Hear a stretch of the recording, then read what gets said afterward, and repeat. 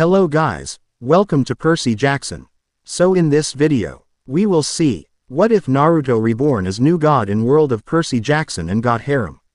If you enjoy these kinds of stories, don't forget to show us some love by hitting the like button and subscribing to the channel. Your support means the world to us. Now, let's start the story. Chapter 1. Rebirth in a Strange World.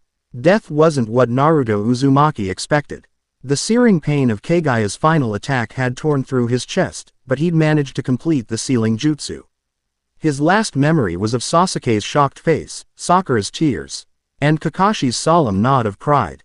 Then darkness. Now, he floated in an endless void of swirling cosmic energy, neither alive nor dead. Where am I? Naruto's voice echoed strangely, as if speaking underwater and through mountain caves simultaneously. At the crossroads of fate, child of prophecy. Three ancient women materialized before him. One held a spindle of glowing thread. Another measured it with ghostly fingers, and the third held shears that gleamed with otherworldly light. They weren't the Shinigami of his world, but something equally primordial. The Fates, the middle one said, as if reading his thoughts. Clotho, Lachesis, and Atropos. We weave the destinies of gods and mortals alike. Am I dead? Naruto asked, surprisingly calm. Your mortal form perished. Clotho replied, spinning her thread. But your essence is unusual. Touched by multiple powers. The nine-tailed beast. The sage of six paths. Natural energy itself. Your thread refuses to be cut. Atropos said with mild irritation, snipping her shears in the air. Most inconvenient. We've seen this only once before, Lachesis added, measuring a length of gold. Thread that seemed to pulse with Naruto's heartbeat. When a mortal becomes something more. Naruto tried to make sense of their words. So I'm not dead. Can I go home? The three sisters exchanged glances. Your world is sealed to you now. The jutsu that ended Kagaya has closed that path permanently. Grief crashed through him like a tidal wave. Everyone he knew, Sasuke, Sakura, Kakashi, all the friends he'd fought beside, gone forever. The pain of it was almost physical. However, Clotho continued, a new world requires your presence. One with its own gods and monsters. One that faces a darkness it is unprepared for. Images flashed through Naruto's mind. A sprawling city atop a mountain, teenagers wielding bronze weapons against impossible creatures, divine beings watching from thrones of power. And something ancient stirring in the deepest darkness. This world already has gods, Naruto argued. Why would it need me? Because you bring something they lack, Lachesis said. The will of fire. The unbreakable spirit that defies fate itself. We offer you rebirth, Atropos declared. Not as a mortal, but as something new. A god born of determination and combat will. A divine power shaped by your mortal experience. Naruto hesitated. Godhood. Him. The dead last from the academy who'd struggled for every bit of recognition. The idea seemed absurd. Then again, he'd become the hero who saved his world. He'd mastered the power of the tailed beasts and gained the respect of even the most powerful shinobi. If I accept, what happens? You forge your own domain, Clotho explained. Create your own divine purpose.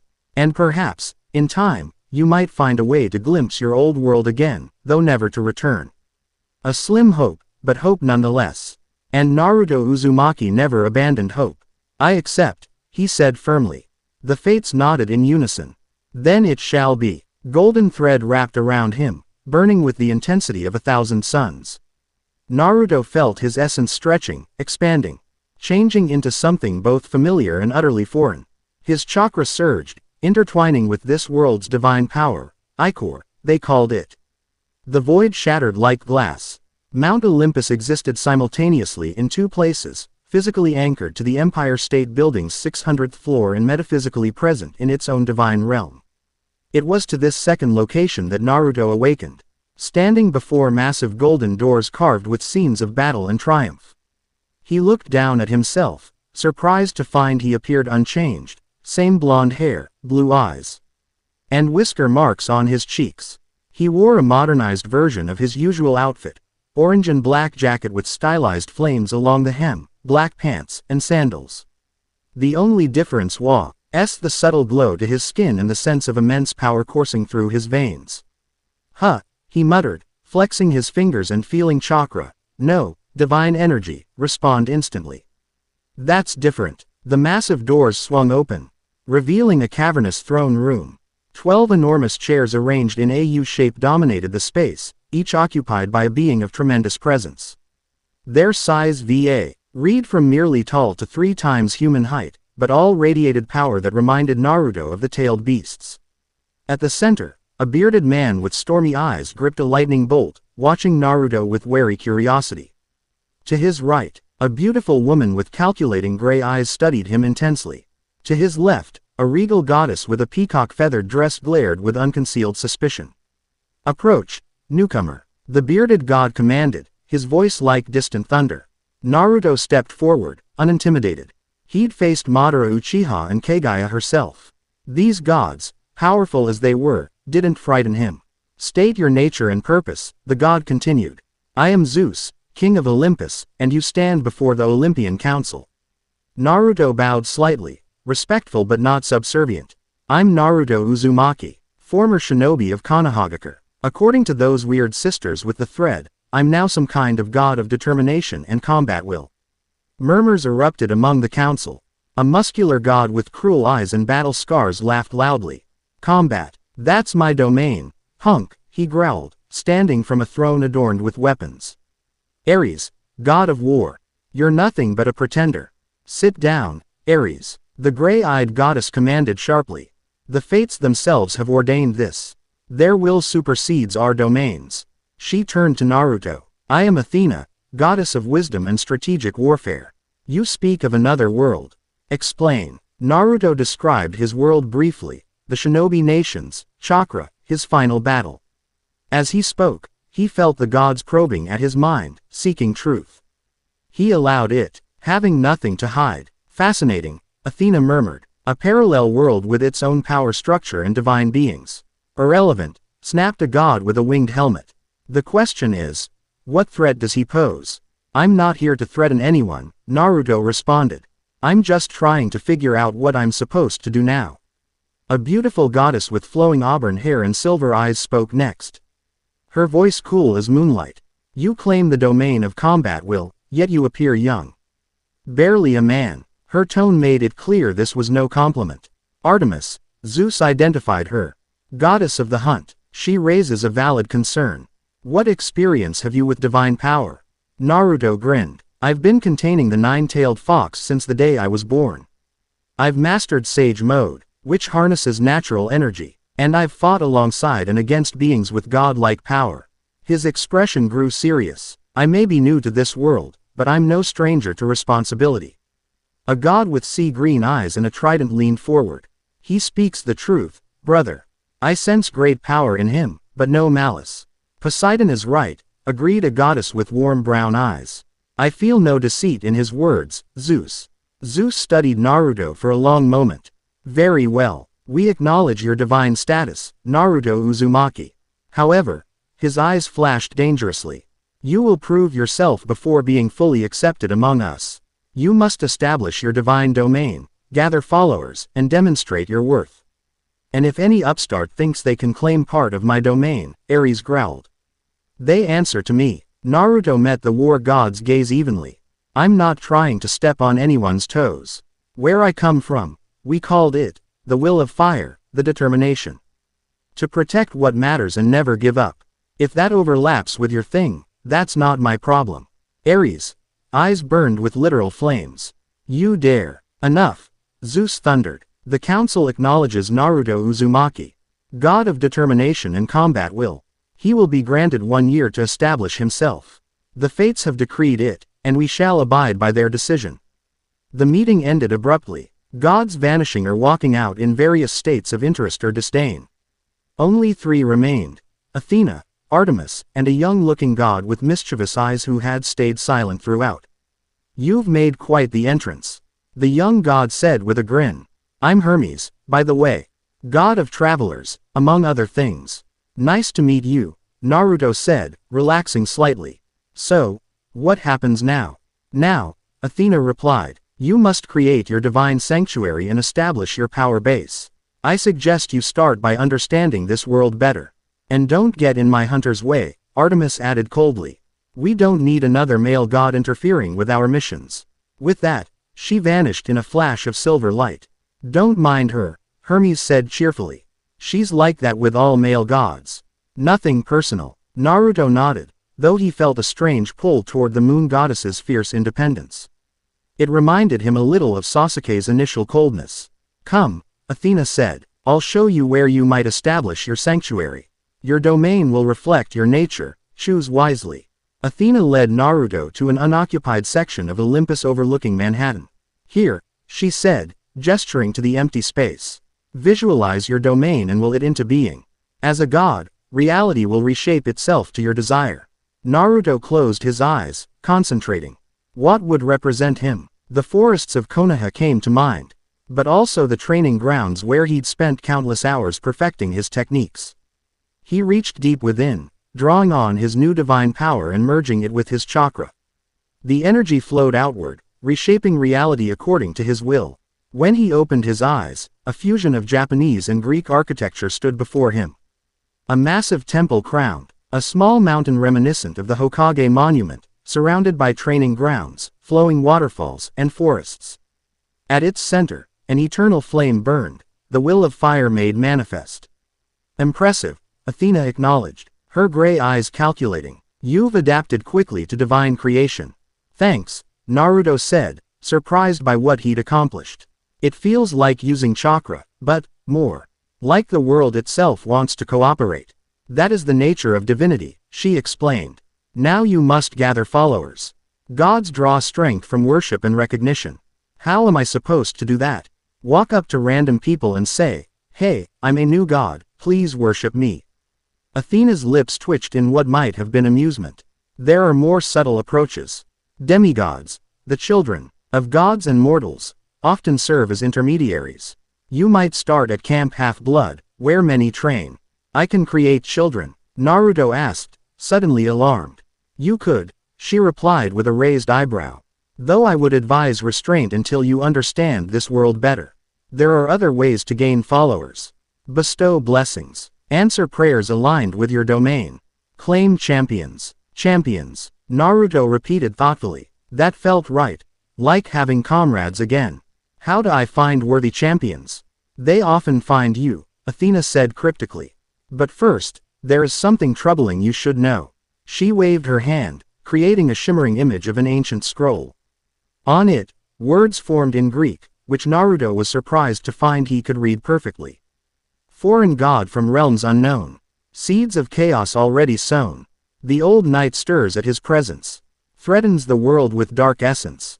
Whether savior or harbinger remains to be seen. As powers beyond the veil begin to convene.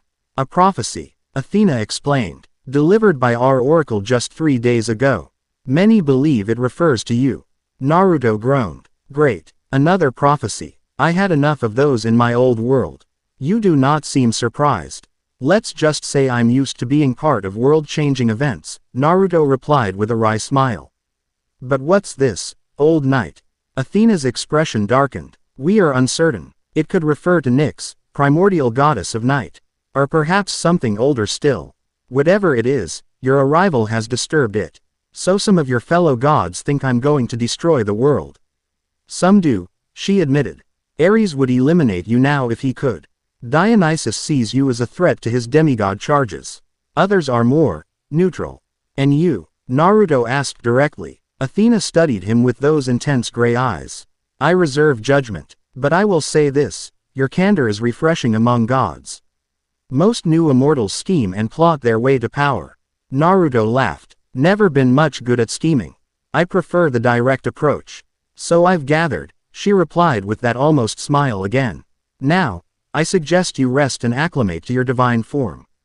Tomorrow, you should visit Camp Half-Blood. Observe the demigods. Perhaps you'll find a worthy champion among them. After Athena departed, Naruto explored his newly created sanctuary. Inside the central temple, he found a meditation room similar to the one at Mount Myoboku where he'd trained in sage mode. He sat cross-legged on a cushion and closed his eyes. Inside his mindscape, he searched for Kurama. The Nine Tails had been his companion for so long that the fox's absence felt like missing a limb. Kurama, he called into the emptiness. Are you there? A rumbling growl answered him. About time you called, brat. Relief flooded through Naruto as the massive fox materialized before him, nine tails swishing lazily. You're still with me. Of course I am, Kurama replied with a toothy grin. Our chakra is permanently linked. Even becoming a god couldn't separate us. You know about that? Naruto asked. I was aware during your transformation. This world's divine energy is different from chakra, but compatible. Interestingly, I've changed as well. The fox demonstrated by shrinking to the size of a horse, then growing back to his enormous form. My power adapts to yours. That's a relief, Naruto admitted. I wasn't sure how I'd manage without you. Kurama snorted. Getting sentimental in your godhood. Pathetic. But there was no heat in his words. Any thoughts on this prophecy? Naruto asked. Prophecies are troublesome things, Kurama growled. But if something ancient is stirring because of us, we should prepare for conflict. That's what I was thinking. Naruto stood up in his mindscape. At least I'm not starting from scratch with my abilities. Let's see if they still work. Emerging from meditation, Naruto moved to a training area within his sanctuary. He formed a familiar hand sign. Shadow Clone Jutsu. 50 perfect copies of himself appeared instantly, far more easily than ever before. Naruto grinned. If anything, his techniques were more powerful now. Rasengan. A swirling sphere of energy formed in his palm, but instead of pure chakra, it contained swirling golden ichor mixed with his blue energy. The resulting explosion when he slammed it into a training dummy was twice as powerful as he expected. For hours, Naruto tested his abilities. His speed and strength had increased exponentially. His chakra reserves, already massive, now seemed limitless. Even Sage Mode activated instantly, without the usual meditation period. Only when the sun began to set did he finally stop, satisfied that his shinobi training remained applicable in this new existence. As darkness fell, he stood at the edge of his sanctuary, looking out over the glittering city below. Somewhere out there were people who might become his followers, his new precious people. And something ancient that supposedly stirred because of his arrival. Bring it on, he whispered to the night. I never back down from a challenge. That's my ninja way. My god way now, I guess. Stars twinkled in response, as if accepting his declaration. Camp Half-Blood sprawled across Long Island Sound, hidden from mortal eyes by powerful enchantments. From the hill overlooking the camp, Naruto could see training arenas, a climbing wall spewing actual lava, a dining pavilion, and various cabins arranged in a U-shape reminiscent of the Olympian thrones. So these are demigods, he murmured. Watching teenagers spar with bronze weapons and practice archery. He'd chosen to appear in his mortal size, wearing his usual clothing but suppressing his divine aura. Better to observe before revealing himself. Using shinobi stealth techniques enhanced by his new powers, Naruto moved unseen through the camp, studying its inhabitants. They reminded him of young genin, skilled but still learning, carrying burdens beyond their years.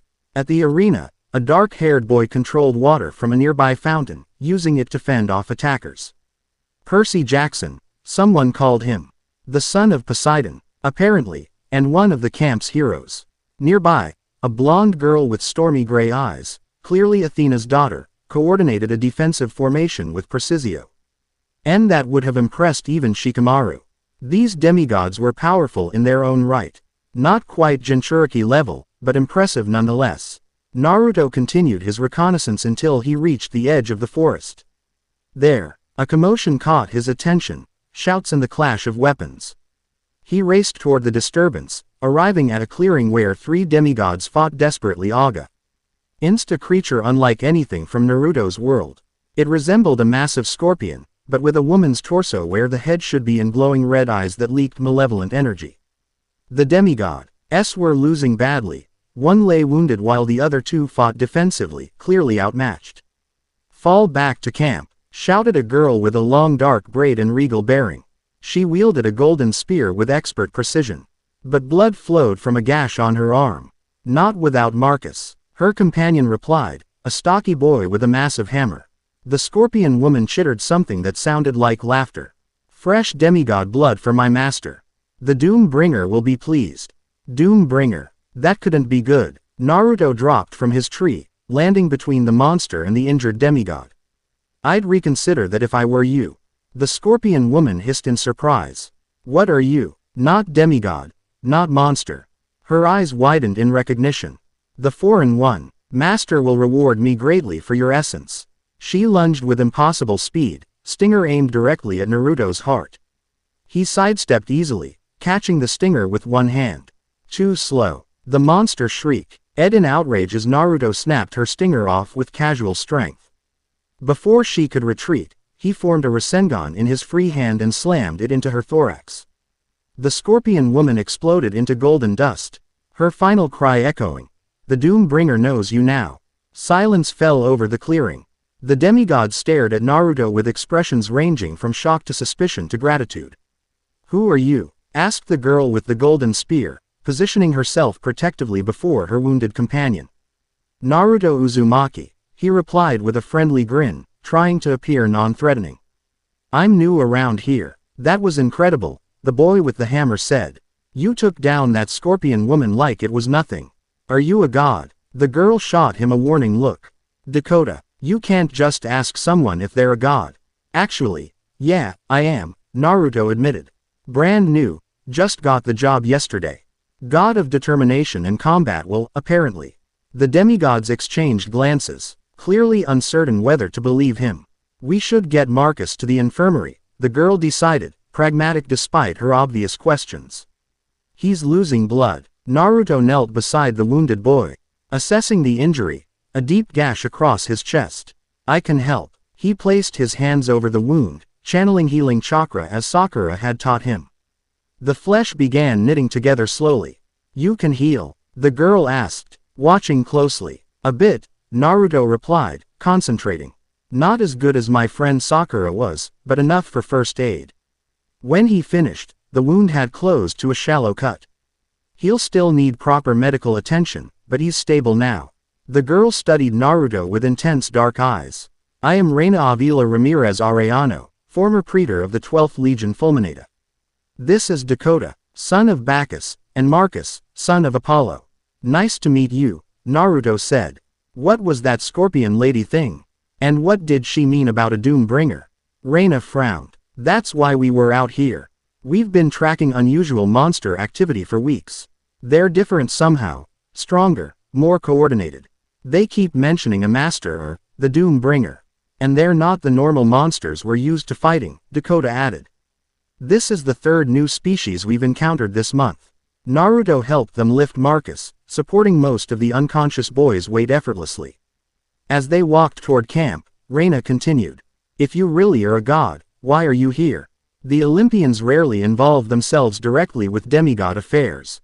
"I'm still figuring things out," Naruto admitted. "Athena suggested I visit to understand this world better." "Lady Athena sent you?" Reina asked, her posture relaxing slightly. "More like pointed me in this direction. I'm supposed to establish myself, whatever that means. Find champions, followers, that sort of thing." Dakota snorted. "Just what we need. Another god looking for demigods to do their dirty work." "Dakota," Reina hissed. "It's fine," Naruto assured her. "Where I come from, I was a shinobi, a warrior. I don't ask others to fight my battles. I fight alongside my precious people."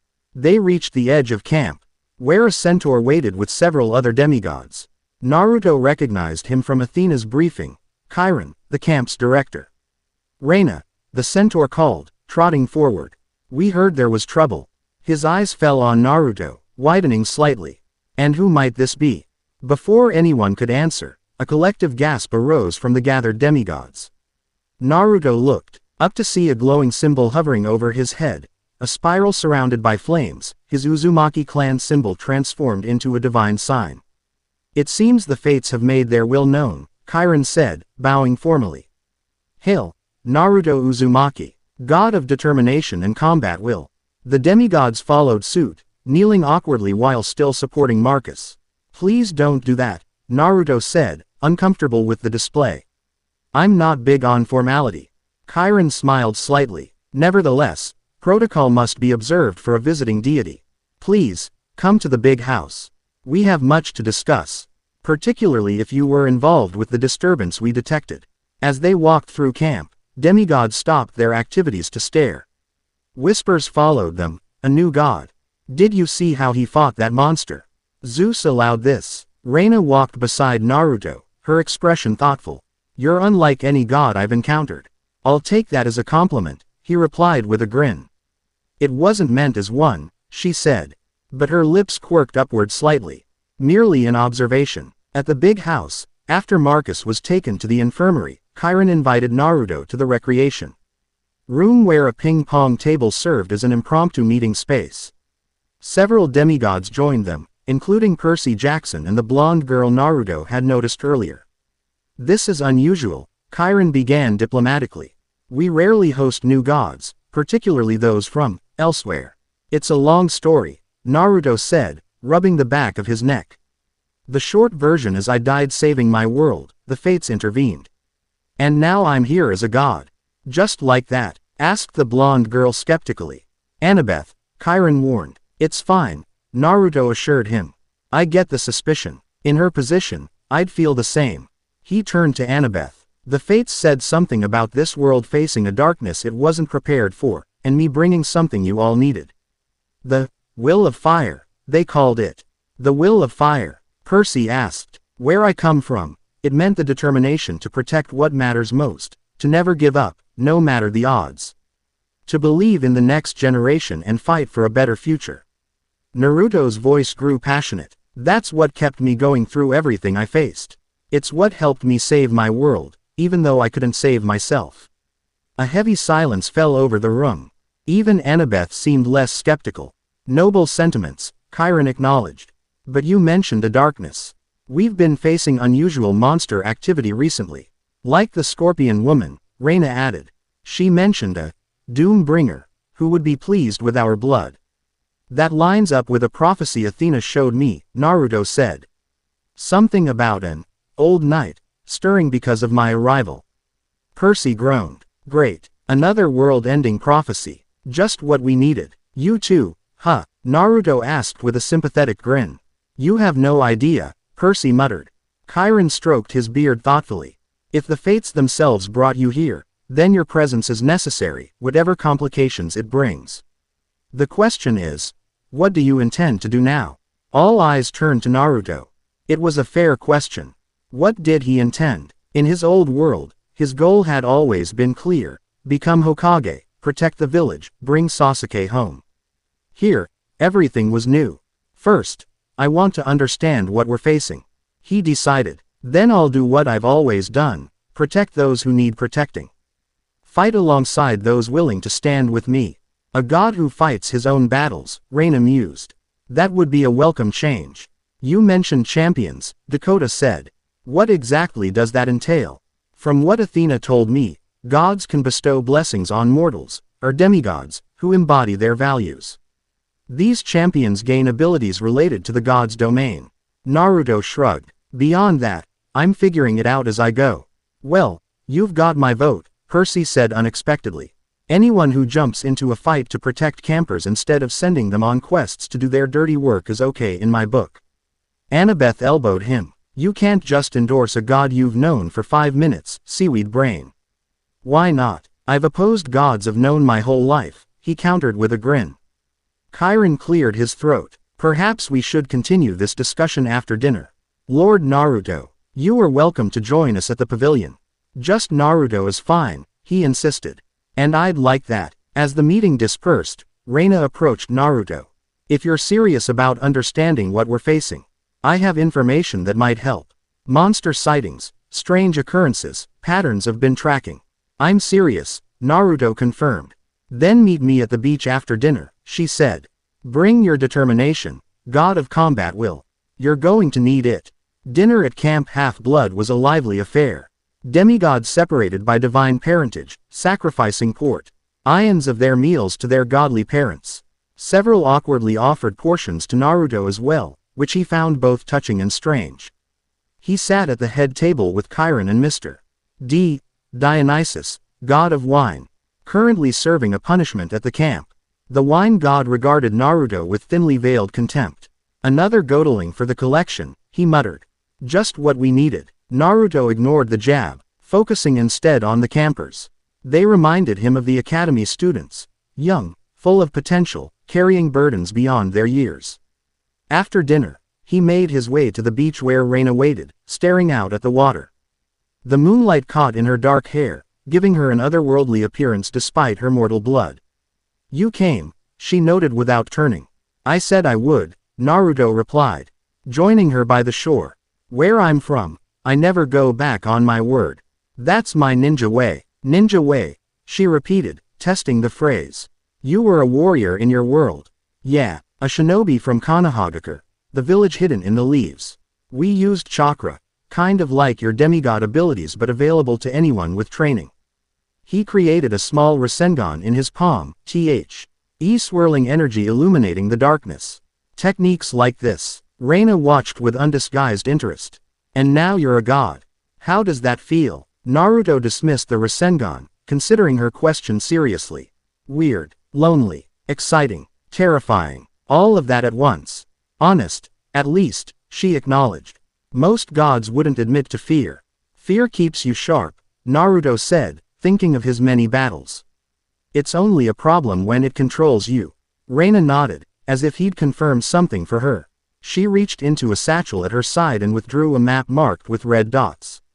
"Monster sightings over the past 3 months," she explained. "Notice anything?" Naruto studied the pattern. The dots formed a spiral, centering on Long Island but extending outward in a counterclockwise pattern.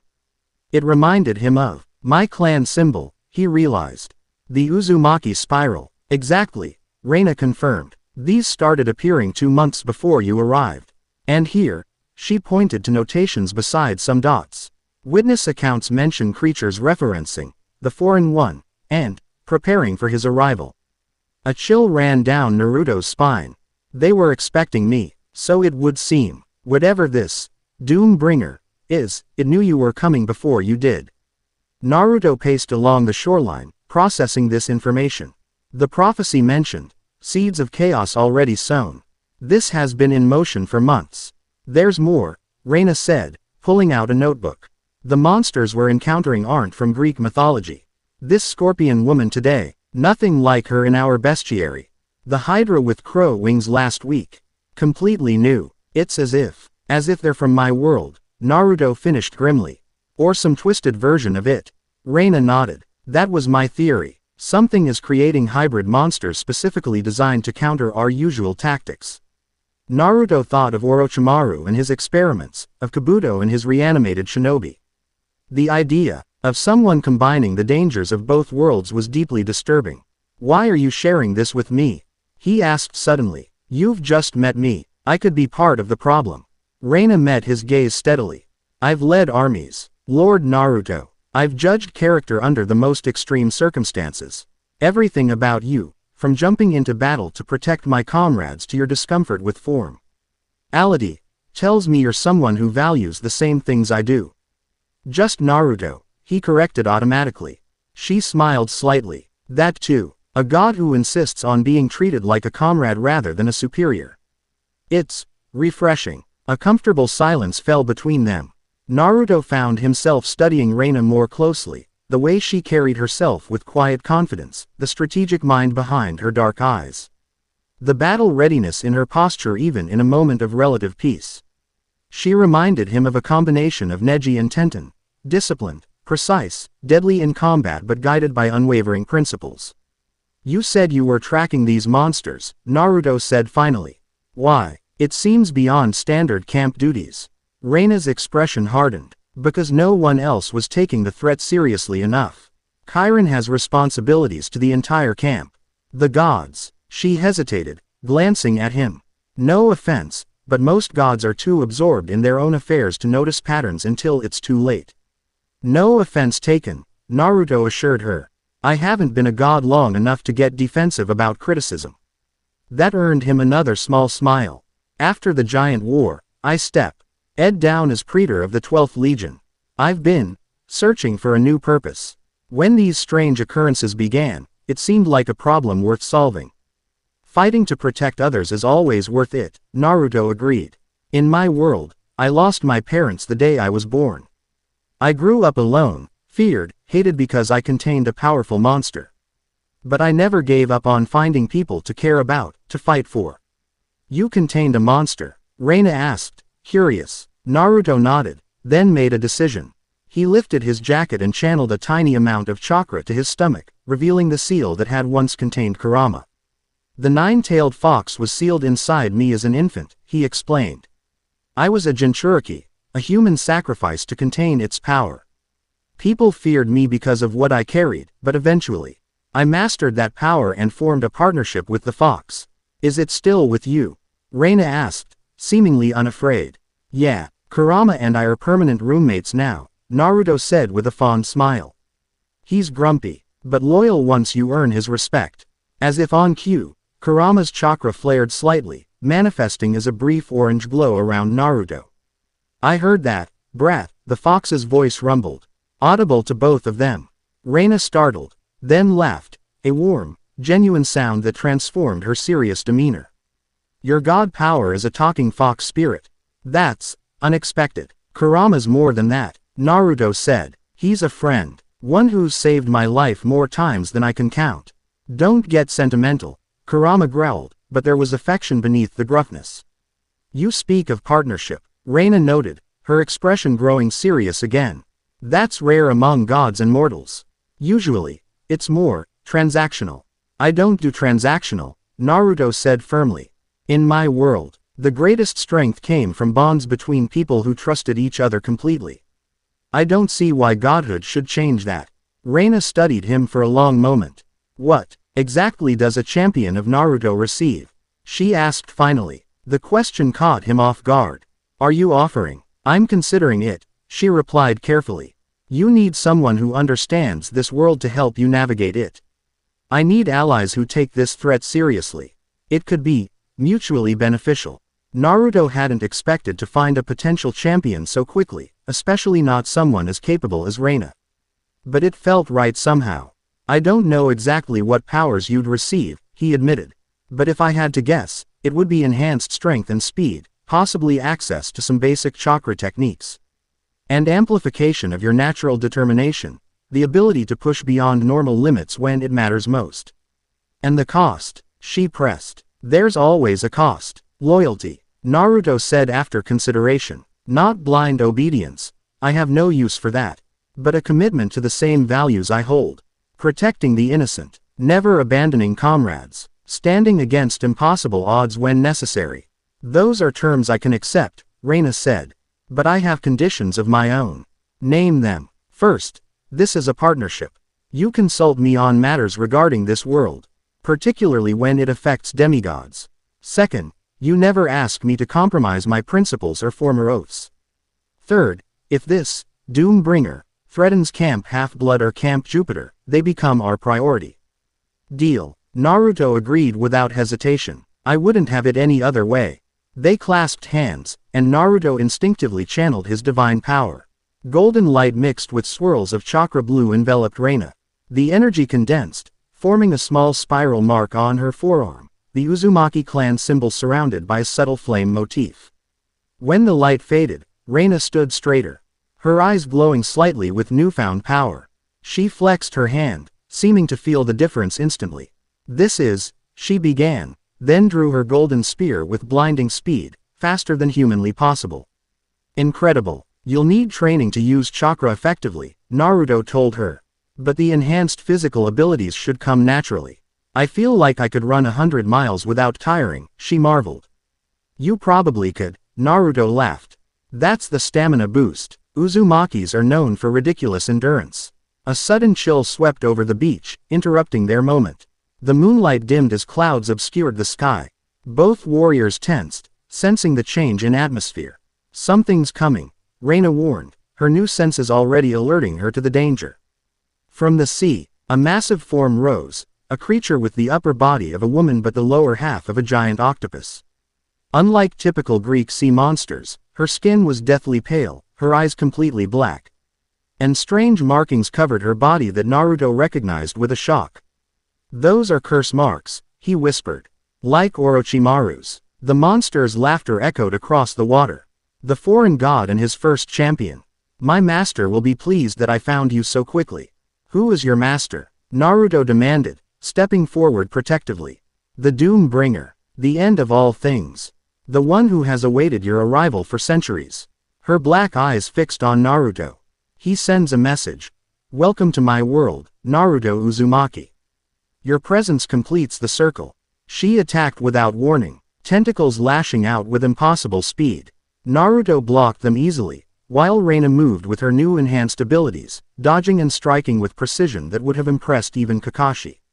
Shadow Clone Jutsu. Naruto created a dozen copies that rushed the monster from different angles. The creature laughed again, forming hand signs that sent a shock through Naruto. Water style. Raging tsunami. A massive wave rose behind her, crashing toward the shore with deadly force. She knows jutsu, Naruto shouted, quickly countering. Wind style. Pressure wall. His wind technique split the wave, protecting the beach and Reina. His shadow clones engaged the monster, who fought with a disturbing combination of ninjutsu and abilities no shinobi should possess. Your world and this one have been bridged. The creature taunted. The Doom Bringer walks between them, gathering power from both. Reina flanked the monster, her spear moving faster than the eye could track. She scored a direct hit on one tentacle, causing the creature to shriek in pain. Naruto. Reina called. I'll distract her. Finish this. Understanding instantly, Naruto began forming arrays and shuriken while Reina engaged the monster with her enhanced abilities. The creature was powerful but couldn't match their coordinated attack. Take this. Naruto hurled the wind-enhanced Rasengan. Wind style. Rasenshuriken. The attack connected with devastating effect, shredding the monster into golden dust that scattered across the waves. Her final words echoed ominously. The wheel turns. The spiral tightens. He comes. As the dust settled, Reina rejoined Naruto on the shore, breathing hard but exhilarated. That was something else. You were amazing, Naruto told her sincerely. Quote, you adapted to your new abilities instantly. It felt natural, she admitted. Like they were always part of me, just waiting to be awakened. Her expression grew serious. But that creature, it used techniques from your world. Yeah, Naruto confirmed grimly. Someone's combining powers from both worlds, creating monsters that can use jutsu alongside whatever abilities they already had. And they know you, Reina added. They've been preparing for your arrival. Naruto stared out at the now calm sea, troubled by the implications. The prophecy said my presence completed something. Whatever's happening, I'm part of it, whether I want to be or not. Then we face it together, Reina said firmly. Champion and God, partners. As they walked back toward camp, alarm horns sounded in the distance. Percy and Annabeth ran to meet them, weapons drawn. More monsters at the north border. Percy shouted. Dozens of them.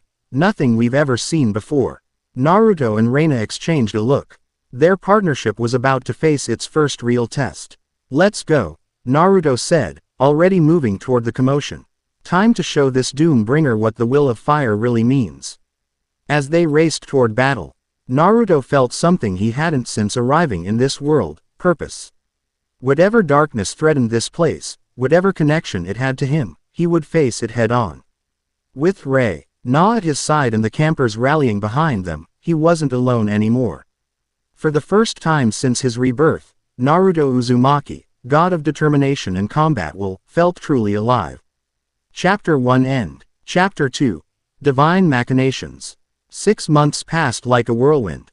Naruto stood atop his temple on Olympus, gazing at the sunrise painting Manhattan's skyline in gold and crimson. The city looked peaceful from this height, giving no hint of the shadow war being waged across the world. Beautiful view, came a voice behind him. Naruto smiled without turning. One of the perks of godhood. Reina joined him at the edge, her presence as steady and reliable as ever. 6 months as his champion had changed her. She moved with the fluid grace of a shinobi now, chakra enhancing her already formidable abilities. The spiral mark on her forearm glowed faintly in the dawn light, matching the subtle aura that surrounded her. The council meeting is in an hour, she reminded him. Zeus expects a full report on the Kyoto incident. Let him expect, Naruto replied with a hint of his old mischief. I'm still deciding how much to tell them. Reina gave him a measured look. They're growing suspicious of your independent operations. Especially after what happened with Artemis's hunters. That wasn't my fault, Naruto protested. Talia made her own choices. You influenced those choices by being you. There was amusement in Reina's tone despite her serious expression. Naruto laughed. Being me, that's a crime now. To some of the Olympians. Absolutely. She paused, her expression growing more serious. There's something else. We received another message from our mystery ally. That caught Naruto's full attention. Show me. Reina pulled out a small scroll marked with both Greek letters and Fuinjutsu symbols, a communication method Naruto had developed for his inner circle. She unrolled it, revealing elegant handwriting. The prison weakens. The Silver Lady stirs. 3 days hence, when the moon is dark, the Titan of far sight will make his move. The Silver Lady, Naruto murmured. That's the third reference this month. And the first concrete timeline we've received, Reina added. Whoever our informant is, they're taking a significant risk sending this. Naruto nodded thoughtfully. Over the past months, mysterious messages had appeared, providing crucial intelligence about the enemy they faced. The sender identified themselves only with the Greek letter phi, and despite Athena's best efforts, remained anonymous. 3 days until the new moon, Naruto calculated. If Koyos is making his move then, we need to be ready. I'll inform the others, Reina said. Dakota has the West Coast team on standby. Talia has the hunters positioned near the last known disturbance. And Percy and Annabeth are monitoring the underwater anomalies. Naruto nodded, impressed as always by Reina's efficiency. In 6 months, they'd built a network of defenders that transcended the traditional divisions between Greek and Roman demigods, incorporating elements of shinobi organization. And what about our other project? He asked more quietly. Reina's expression tightened. No change. The binding seals are holding, but the energy signature is growing stronger. Whatever's in there is waking up, Naruto. He sighed, running a hand through his hair. A habit from his mortal days that godhood hadn't erased. Let's deal with one apocalyptic threat at a time. Koyos first, then our mystery guest. A flash of golden light announced the arrival of a messenger, Hermes. Looking unusually serious. Lord Naruto, he greeted with a quick bow. Your presence is requested immediately. The council meeting has been moved up. What's happened? Naruto asked, instantly alert. Hermes glanced at Reina, hesitating. She stays informed, Naruto said firmly. Whatever you can tell me, you can say in front of her. The messenger god nodded. Very well. There's been an incursion at Mount Othris. Koyos has freed something, or someone. Zeus is displeased. When isn't he? Naruto muttered, earning a small smile from Hermes and a warning look from Reina. I'll gather our forces, Reina said. If this is what our informant warned about, we may already be behind. Naruto clasped her shoulder. Be careful, we still don't know who else might be working with Koyos. I could say the same to you, she replied with a pointed look. Try not to antagonize the king of the gods more than necessary. No promises, Naruto grinned, then grew serious. Keep the scroll safe. If this, Silver Lady, is who I think it might be. Reina nodded. I understand. As Reina departed, Naruto turned to Hermes. Ready when you are. The messenger god extended his arm. Brace yourself. Zeus insisted on protocol today, full divine transit. Naruto groaned inwardly. He still wasn't fond of the gods' instantaneous travel method. It reminded him too much of his father's flying thunder god technique. But with more stomach-churning disorientation. A flash of light enveloped them, and reality bent. The Olympian throne room crackled with tension when Naruto arrived. All 12 Olympians were present. Unusual for a non-solstice meeting, plus Hades, who sat on a simple obsidian chair to the side. Several minor gods lined the walls, including faces that had become familiar to Naruto over the months. Zeus sat rigidly on his throne, lightning dancing between his fingers.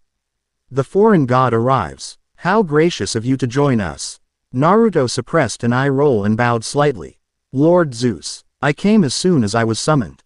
And yet the disaster has already occurred, the sky god rumbled. While you've been playing general with your demigod armies, Koyos has freed Selene from her prison. Murmurs rippled through the assembly. Selene, the original goddess of the moon, who had faded when the Romans elevated Luna and later when Artemis assumed most lunar aspects. The Titaness was imprisoned, Naruto asked, genuinely surprised. This detail hadn't been in any of the myths Athena had shared with him. Not imprisoned, Artemis corrected sharply. Say, Lena chose to fade rather than diminish into irrelevance. Her essence was preserved in a sacred pool on Mount Othrys, neutral territory by ancient accord. Athena nodded. She was one of the few Titans who remained neutral during both wars. Her preservation was a courtesy, not a punishment. A courtesy now exploited, Zeus growled. Koyos has revived her using methods that should not exist in this world. His stormy gaze fixed accusingly on Naruto. Methods reminiscent of those you have demonstrated. Naruto's eyes narrowed. Are you accusing me of something, Lord Zeus? Your arrival heralded these disturbances. Ares cut in eagerly. Monsters using foreign techniques. Titans wielding unfamiliar powers. All beginning when you appeared. Correlation doesn't imply causation, Athena countered. Naruto has proven his loyalty repeatedly over these months. Has he? Zeus challenged. Or has he merely built his own power base while we watched? Gods don't typically maintain personal armies. It's not an army, Naruto objected. It's a response team. And they've saved countless lives while the council debated protocol. Several minor gods nodded in agreement, but Zeus was unmoved. The prophecy warned us, he reminded the assembly. Foreign god from realms unknown, seeds of chaos already sown. Perhaps the chaos was not your arrival, but your actions since. The accusation stung, but Naruto kept his composure. I've been transparent about everything I've done. My champions report their findings directly to Athena and Artemis. I've attended every council meeting I've been invited to. While conducting independent operations without council approval, Hera interjected. Operations that yielded results, Poseidon noted calmly. My son speaks highly of your methods, Naruto. Percy is not easily impressed. Athena nodded, a rare agreement with her rival. The intelligence Naruto's network has gathered has been invaluable. Without it, we might still be unaware of Koyos's true aims. Which are? Apollo asked, looking uncharacteristically serious. Naruto exchanged glances with Athena, who nodded slightly. We believe Koyos is assembling forgotten deities, NES who faded or were supplanted over time, reviving them using a combination of Titan power and techniques from my world. Techniques you introduced to this realm, Zeus pointed out. No, Naruto replied firmly. These methods existed before I arrived. The prophecy itself confirms it. Seeds of chaos already sown. Someone was experimenting with cross-dimensional powers before the fates brought me here. Convenient interpretation, Ares sneered. But logical, Athena countered. The evidence supports Naruto's claim. The hybrid monsters were first reported 2 months before his arrival. The dimensional disturbances began earlier still. Zeus frowned, clearly displeased that his accusation wasn't receiving universal support. Regardless, Selene's revival represents a significant threat. If Koyos can restore fated deities, he could potentially rebuild the entire Titan army. That's not his goal, Naruto said with certainty. All eyes turned to him. You know this how? Zeus demanded. Naruto hesitated, then decided transparency was his best option. We have an informant, someone close to Koyos who's been feeding us intelligence. The throne room erupted in surprised exclamations and demands for details. Zeus slammed his bolt against the floor, restoring order with a thunderous boom. You've been receiving intelligence from an unknown source and didn't think to inform the council. His voice was dangerously quiet. I informed Athena and Artemis, Naruto replied, glancing at both goddesses. As agreed when I began this investigation. It's true, Artemis confirmed reluctantly. The intelligence has proven reliable thus far. It helped us prevent 3 major attacks on demigod strongholds. And you didn't think the rest of the council deserved this information? Hera asked icily. With respect, Lady Hera, Naruto replied, we've had security concerns. Every time we've shared information widely, the enemy has adapted their plans. Someone has access to council deliberations. Another uproar followed this accusation. Zeus looked thunderous, while several gods exchanged suspicious glances. You accuse one of us of treachery. Zeus growled. I state a pattern we've observed. Naruto replied calmly. After each full council meeting, our enemy changes tactics in ways that suggest foreknowledge. After briefings with only Athena and Artemis, our operations succeed. Athena nodded. I've noted the same pattern. It's why I advised Naruto to limit information sharing. Zeus clearly wasn't pleased, but even he couldn't dismiss Athena's strategic assessment easily. What does your mysterious informant say about Selene's revival? That it happens in 3 days, during the new moon, Naruto replied. Which means we still have time to prevent it. The message is already outdated. Apollo interrupted. My oracles confirm Selene's essence is no longer in her resting place. The revival process has begun. Naruto frowned. Their informant had never been wrong before. Either the timeline had accelerated, or it's a trap, Artemis concluded, following the same thought process. The information was planted to draw us out, or to make us doubt a reliable source. Athena countered. We can't dismiss the possibility that Apollo's oracles have been compromised. The sun god looked offended. My oracles are beyond corruption. Nothing is beyond corruption in war. Athena replied grimly. And make no mistake, we are at war. Zeus's expression darkened further. If Koyos can revive fated deities at will, all of Olympus could be at risk. The old ones, Helios, Selene, even primordials, might rise again to challenge us. Which brings us to the question of what we do now, Poseidon said pragmatically. If Selene has been revived, what is Koyos' next move? All eyes turned to Naruto again, clearly expecting his mysterious informant to have the answer. He sighed internally. If only it were that simple. Our intelligence suggests Koyos isn't working alone. He answers to someone he calls the Doom Bringer, or the Master.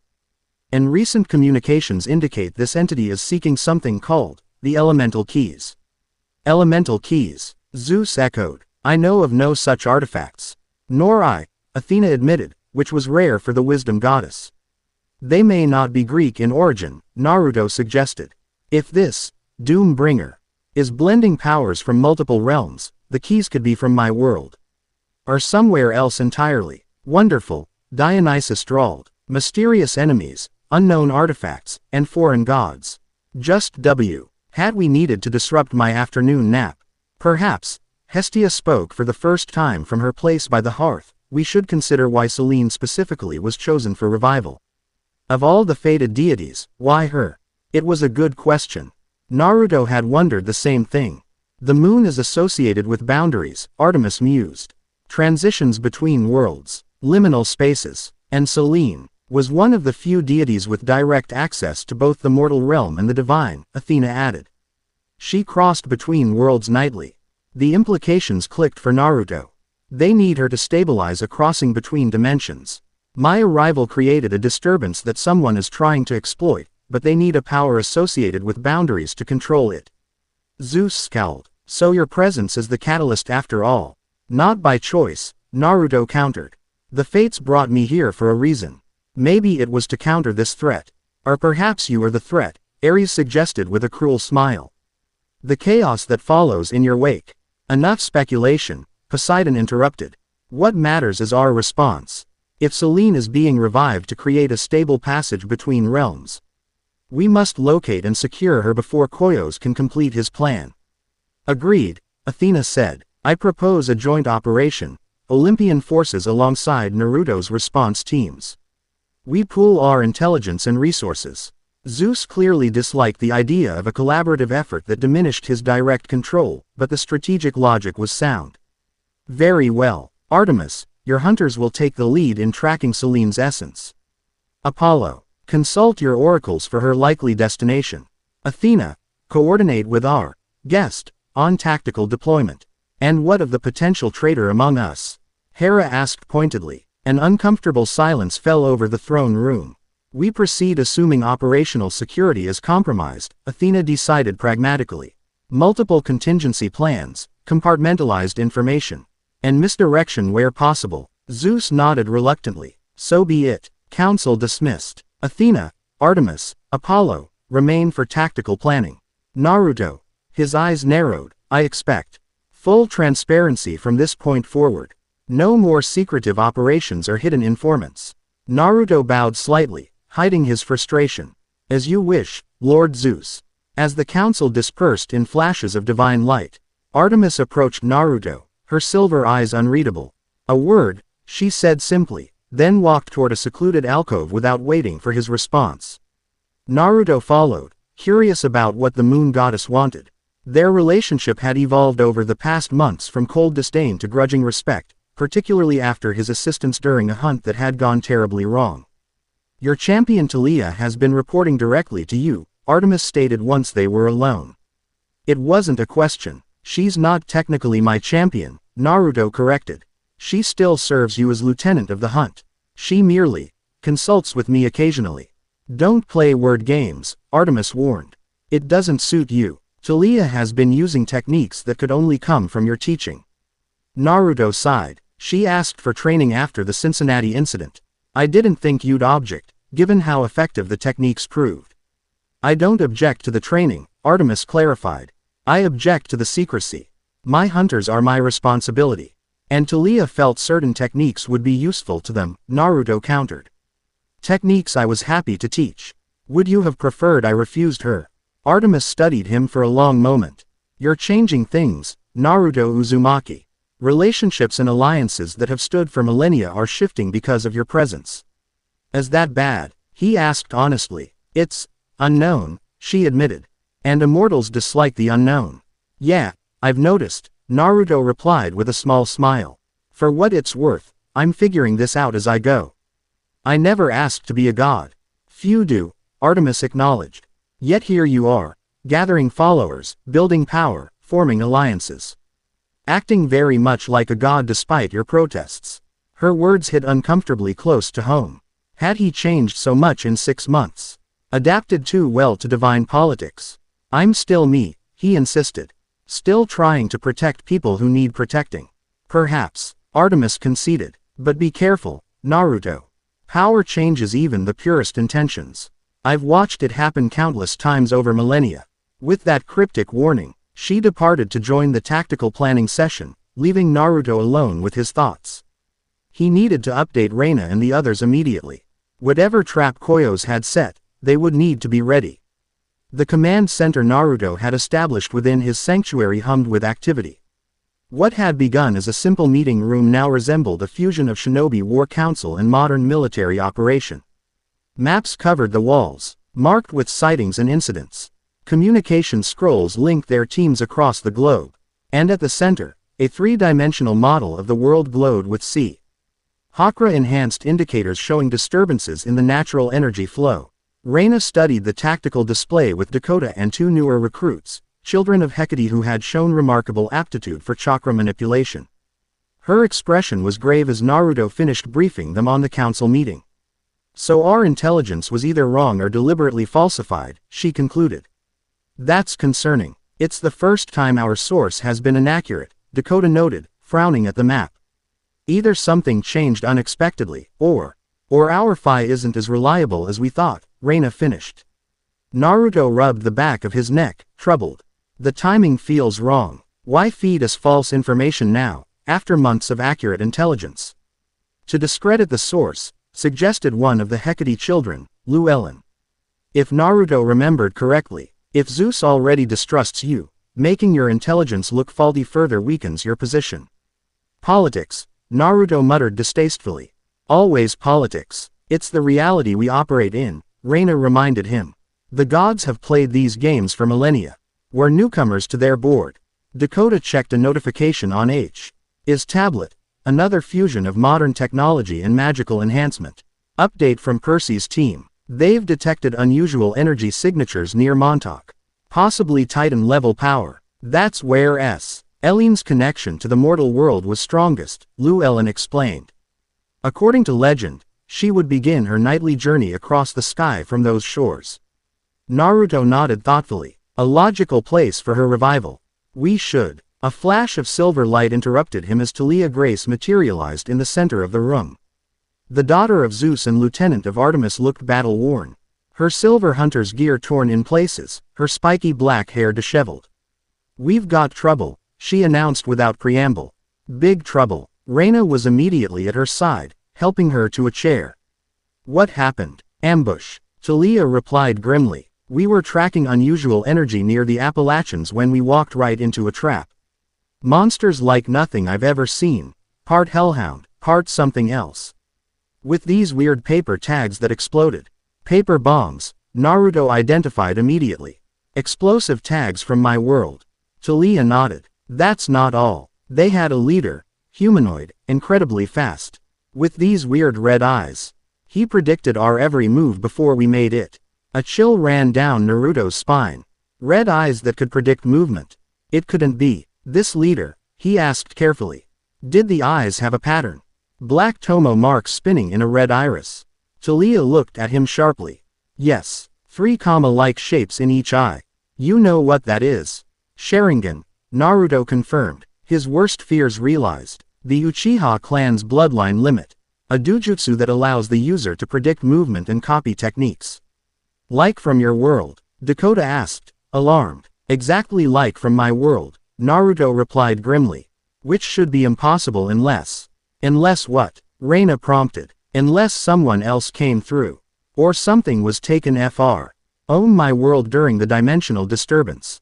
The implications were staggering. Were there casualties? He asked Taliya. 4 hunters injured, none fatally, she reported. Artemis arrived just as things were getting desperate. Even she seemed shocked by what we faced. Where is she now? Tending to the wounded, Taliya replied. She sent me to warn you directly. She said, and I quote, Te. LL Naruto, his past is catching up to him. The room fell silent as everyone processed the implications. If Sharingan users were somehow in this world, we need to adjust our tactics immediately, Reina decided, ever practical. If these enemies can predict standard combat moves, we need unconventional approaches. And we need to find Selene before Koyos completes whatever ritual he's planning, Naruto added.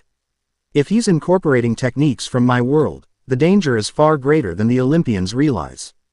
Dakota studied the global map. The attacks are increasing in frequency and coordination. Whatever end game they're working toward, it's accelerating. We're missing something, Naruto muttered, staring at the pattern of incidents. Something obvious. Reina joined him at the map, her eyes tracing the connections between attack sites. The spiral pattern continues, but it's changing direction. Becoming tighter. Like water circling a drain, Taliya observed. Or energy forming a seal. Naruto realized suddenly. Each attack isn't just strategic, it's creating an enormous sealing array across the globe. Lu Ellen gasped. A seal at that scale could affect reality itself, Naruto confirmed. In my world, the Sage of Six Paths used similar techniques to create the moon and seal away a primordial threat. So what's Koyos trying to seal? Dakota asked the obvious question. Unseal, Reina countered ominously. A chime from the communication scroll interrupted them. Naruto unrolled it to find a message from their mysterious informant. The Silver Lady has awakened. Seek her where moon meets sea, where the goddess once walked among mortals. Come alone if you wish to save her. Phi. It's a trap, Reina stated immediately. Obviously, Naruto agreed, but also our best lead. You can't go alone, Taliya objected. I won't, Naruto assured them. But we need to make it appear that I have. Whoever Phi is, they need to believe I've taken the bait while we prepare a counter-ambush. Quote, risky, Dakota commented. Everything about this situation is risky, Naruto replied. But sitting back and letting Koyos execute his plan isn't an option. Reina nodded decisively. I'll coordinate with Percy's team near Montauk. If that's where Selene is being revived, we'll need underwater surveillance. I'll contact Nico, Taliya added. Shadow Tr. Aval could give us a critical advantage if things go sideways. And I'll speak with Annabeth about adapting our tactics for Sharingan users, Dakota volunteered. As his team mobilized, Naruto felt a familiar mix of pride and concern. They had grown into a formidable force over these months, demigods from both Greek and Roman traditions working seamlessly together, enhanced by techniques from his world. Yet he couldn't shake the feeling that they were still unprepared for what was coming. You're worried, Reina observed quietly when the others had departed on their assignments. Aren't you? Naruto asked. Always, she admitted with a small smile. But I've learned to trust your instincts. And mine. Whatever we're facing, we'll face it together. Her confidence steadied him. Reina had become more than just his champion. She was his partner, his most trusted advisor, and increasingly, something more personal that neither of them had put into words yet. There's something I haven't told the others, Naruto said quietly. About what might be happening. Reina waited patiently for him to continue. In my world, there was a technique called Edo Tensai, reanimation. It could bring back the dead as immortal, regenerating servants bound to the caster's will.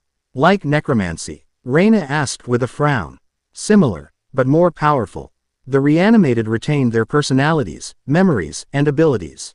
If someone is using a version of that technique here, combined with this world's divine revivification, they could create an army of fallen warriors with the powers of gods, Reina concluded grimly. Naruto nodded. And if they've somehow acquired Sharingan, they might have access to even more dangerous techniques. The Uchiha clan specialized in controlling powerful beings, even-tailed beasts like Kurama. Could they control you through him? Not a chance, Kurama's voice rumbled, manifesting as a flicker of orange chakra. Our bond transcends such manipulations now. But lesser connections could be exploited. Reina considered this new information with her usual tactical precision. We should warn Athena, at least.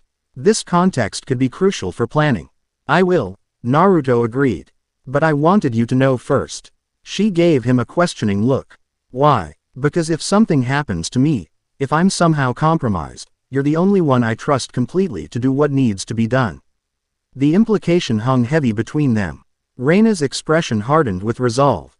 It won't come to that. But I understand. Naruto smiled faintly. I know you do. It's why I chose you as my champion. Is that the only reason? She asked, a rare hint of vulnerability in her voice.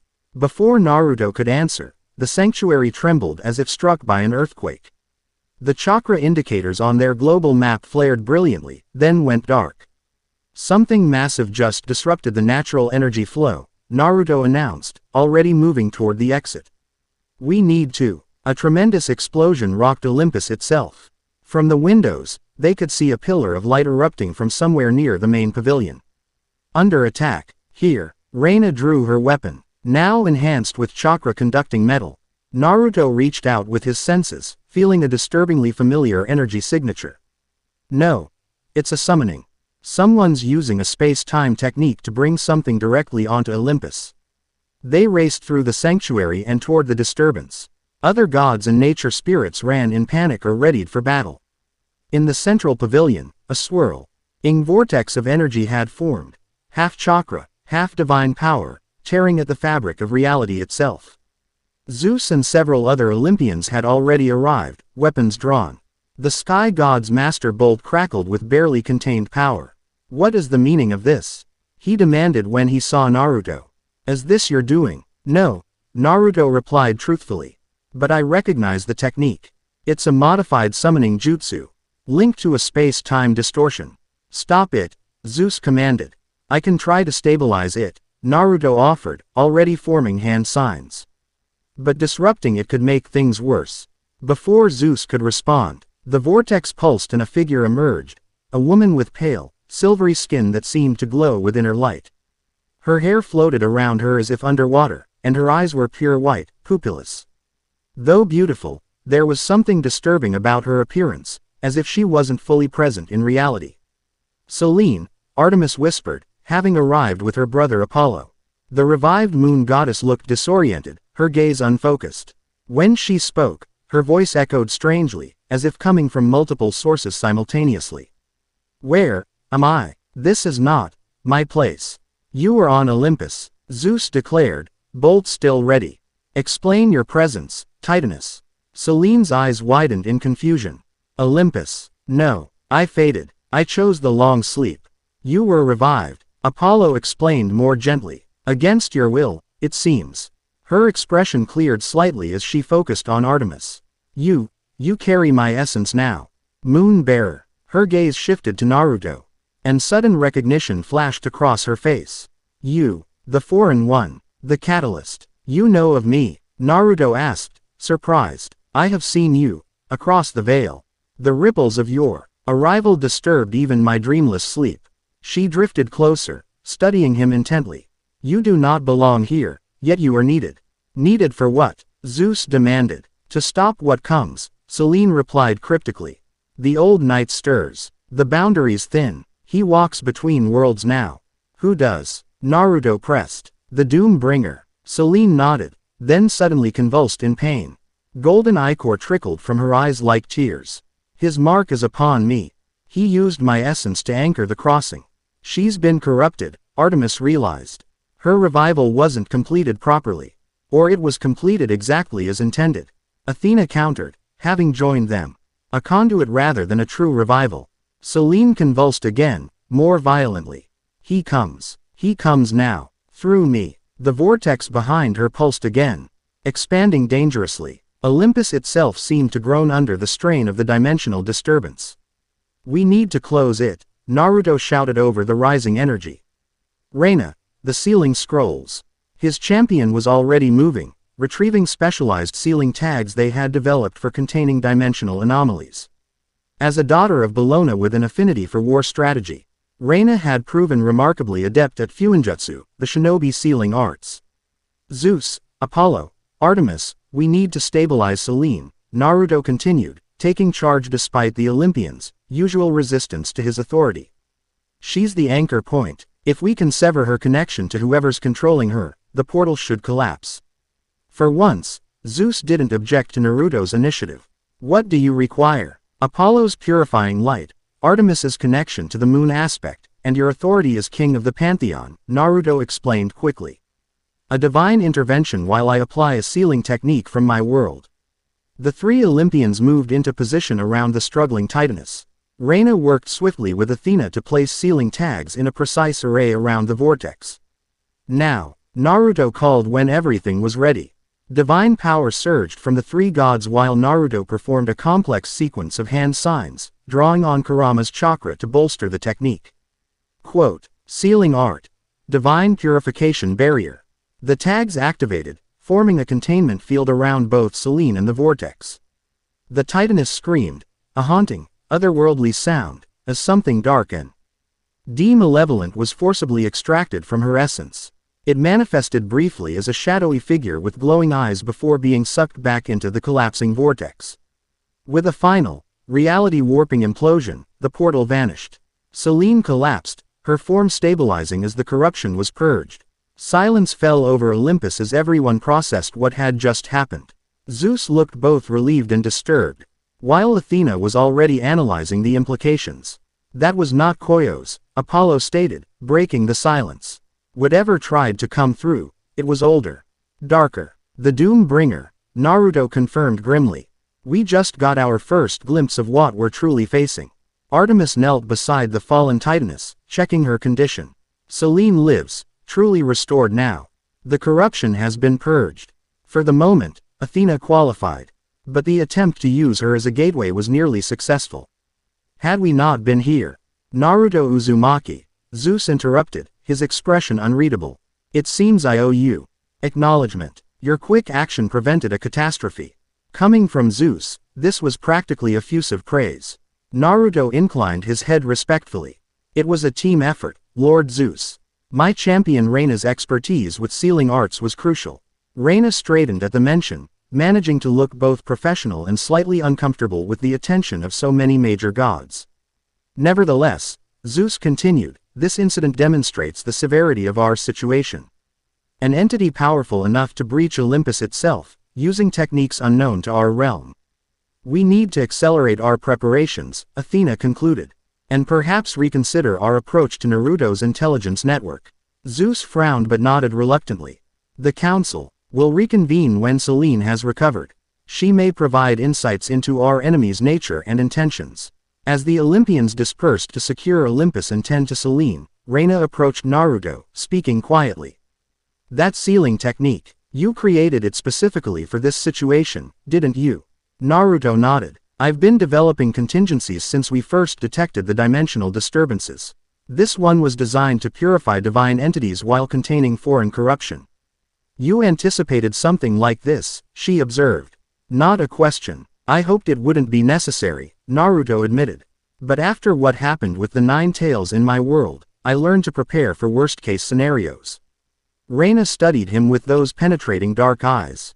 There's something you're not telling me. Naruto sighed. She knew him too well now. When I saw what was trying to come through, that shadow with the glowing eyes, I recognized the chakra signature. It was similar to a being from my world. One of the most dangerous entities we ever faced. Who? Madara Uchiha. The name still carried weight, even in this new world. But that's impossible. He was sealed away permanently in our final battle. Unless the dimensional disturbance caused by your arrival somehow weakened that seal, Reina concluded. Creating a pathway between worlds.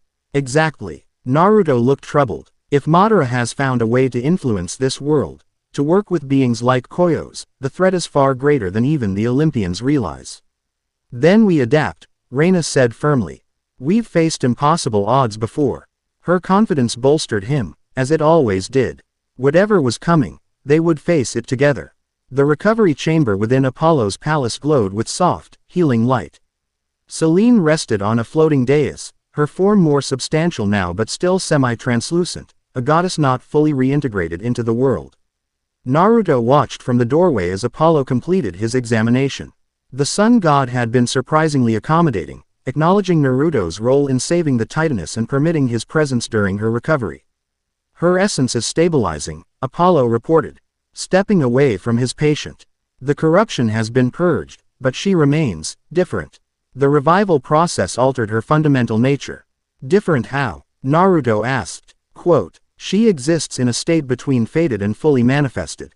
Part of her remains in the realm beyond consciousness where dormant deities reside. Apollo's expression turned troubled. She can perceive things we cannot. Glimpses across the veil between worlds. That could be valuable, Naruto noted. Or dangerous, Apollo countered. The mind isn't meant to perceive multiple realities simultaneously. Even for a Titaness, the strain could be devastating. Naruto approached the dais cautiously. Selene's eyes were closed, but her expression was far from peaceful, her brow furrowed as if struggling with troubling dreams. Can I speak with her? Apollo hesitated. Briefly. She drifts in and out of coherence. The sun god departed to give them privacy, though Naruto suspected he would monitor the conversation remotely. Gods were notoriously protective of their domains. Selene, Naruto called softly. The Titaness's eyes fluttered open, entirely silver now, without pupil or iris, yet somehow expressive. The boundary crosser, she murmured. The one who walks in two worlds. I'm Naruto Uzumaki, he introduced himself formally. God of determination and combat will. New god, old soul, she replied cryptically. I see both aspects of you, the mortal who died saving his world, the immortal reborn to save another. Her perception was unsettling. You can see my past. Fragments, echoes across the void. Her gaze seemed to look through him rather than at him. You seek understanding of what hunts you. Of what used your arrival to create a pathway. Yes, Naruto confirmed. Do you know what it is? Not what. Who? Selene's voice strengthened. An ancient one, like me, but twisted by ambition and hatred. He found the spaces between worlds long ago, learned to navigate the void where fated gods dream. Koyos. Quote. No. She shook her head. Koyos is but a tool. The master is, darker. Older. The Doom Bringer, Naruto pressed. Who is he? He has many names. In this world, he was once called Moros, Doom personified, son of Night herself. Selene's expression grew pained, but he has absorbed aspects from other realms. Grown stronger by consuming the essence of beings from worlds beyond. A primordial deity, consuming powers from multiple dimensions. The concept was terrifying even to Naruto, who had faced god-like threats before. What does he want? Naruto asked the crucial question. Convergence, Selene whispered, her voice suddenly fearful. The merging of all realms under his dominion. A reality remade in his image, where he alone determines fate. And these, elemental keys, are intelligence mentioned. Artifacts of power from various realms. In your world, they were called the sacred treasures, tools that could control the fundamental forces of nature. Selene's form flickered slightly, her concentration clearly waning. He needs 5. He has 3 already. Where are the others? One lies hidden where sea meets shore, guarded by the forgotten child of Neptune. The last, she hesitated, her gaze focusing directly on Naruto for the first time. The last is closer than you realize. Before Naruto could ask for clarification, Selene gasped suddenly, her back arching as if in pain. He searches for me. Even now, his consciousness reaches across the void, seeking to reclaim his conduit. Naruto reached out instinctively, lacing his hand on her forehead and channeling protective chakra. I won't let him take you again. To his surprise, Selene grasped his hand with surprising strength. You cannot prevent what is already in motion, boundary crosser. But you can prepare. Her other hand pressed something into his palm, a small, crystalline object that glowed with inner light. A fragment of my true essence, she explained. Untainted by his corruption. When the convergence begins, use it to find the pathways between worlds. I don't understand, Naruto admitted. You will, Selene assured him. When the time comes. Her expression softened. You are not alone in this fight, though it may feel that way. Others stand with you, some you know, others you have yet to meet. Like our mysterious informant, Naruto asked, the one who signs their messages with Phi. A flicker of recognition crossed Selene's face.